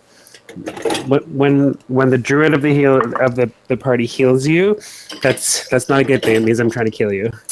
Just so you know. So that's the inside joke. It's a long story. None of the characters know what happened, but all the players do. And yeah, Ryle decided that it was in the world's best interest that a certain NPC not survive his wounds, and he healed him. None of the characters know this happened. It's the in-joke because the players know it. The characters haven't a clue. They actually think he tried everything he could to save the man. So they're always scared when I'm trying to heal them. So anyways, back. So you guys are sitting here staring at this tunnel. I'll go first if necessary. It's just usually I don't. I'll go first. Just as a time check, we got about 5 or 10 minutes here. But we'll continue on as far as we can here. So yeah, what's the marching order? Who's going first? Me first. I'll go last. Ryle, you go next. You usually turn into a bear anyway, so. Well, I could probably do that now. I'm thinking, but Then you would be at. So all you're Stuck. moving at half speed, Oh. and a large half the half quarter speed. Right. All right, fine. I'll go next. Ryle can bring up the rear. Yeah, I'll bring up the rear for now. Okay. Jericho, go ahead and move. Again, like just kind of keep moving ahead a little bit. I'll just kind of tell you when, but yeah, you can keep going. So you're going along these long caverns, these long, nothing seems to be of note other than they're kind of windy tunnels. Krev, you're welcome to fall behind and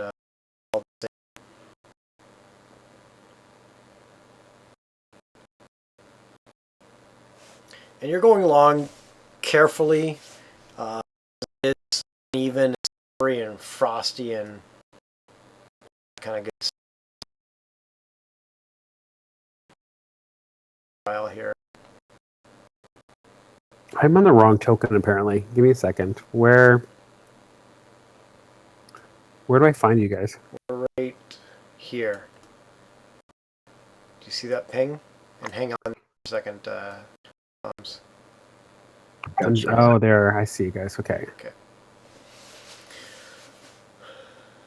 So, and same thing with Krev, if you want to kind of move up and get up behind Jericho there.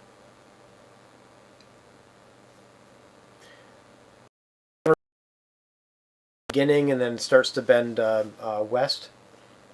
Okay. And if you want to continue, go for it, Jericho. You guys are creeping along. So actually, you guys are going quarter speed. Stealth. Speed for the stealth. Yeah.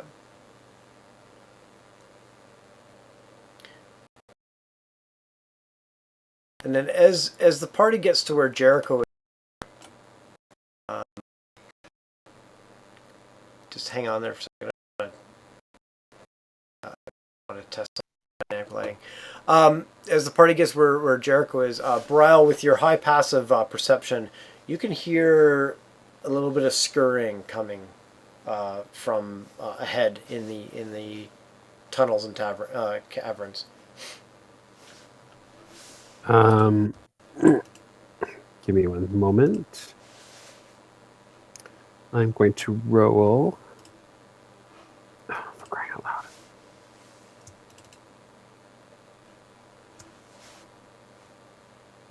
Nature check to see if I recognize those pitter-pattery feet. No, you can't quite discern exactly what it would be. I like kind of yank on. It's Krebs in front of me, right? Yes. And I try to get him to stop and point to my ears to listen. Mm-hmm. Okay. And then I Hopefully point. we do the same to Mum. Oh, sorry. And then I point. Jericho. And then I point to Jericho. I point Krebs to Jericho because he's in front of him, and I can't reach Jericho. Okay, I tap Jericho on the shoulder and basically tap my ears. And you can see me like listening really hard. I got an 18. On your perception, yeah, you're hearing. So now that Bryle's kind of giving you the notice, you're hearing the a little bit of scurrying up ahead as well, but can't quite determine what it is. Can I roll a survival check? Sure. You're trying to determine what it is? Yeah. 13.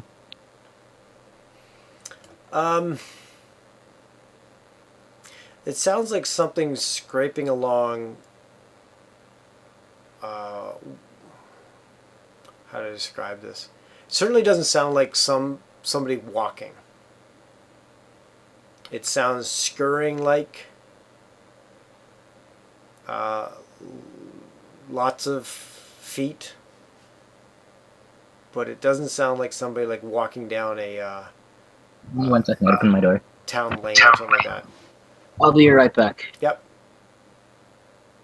To me, it sounds like some sort of spider, or some sort of critter like that. I just couldn't discern. Certainly critter-like. Did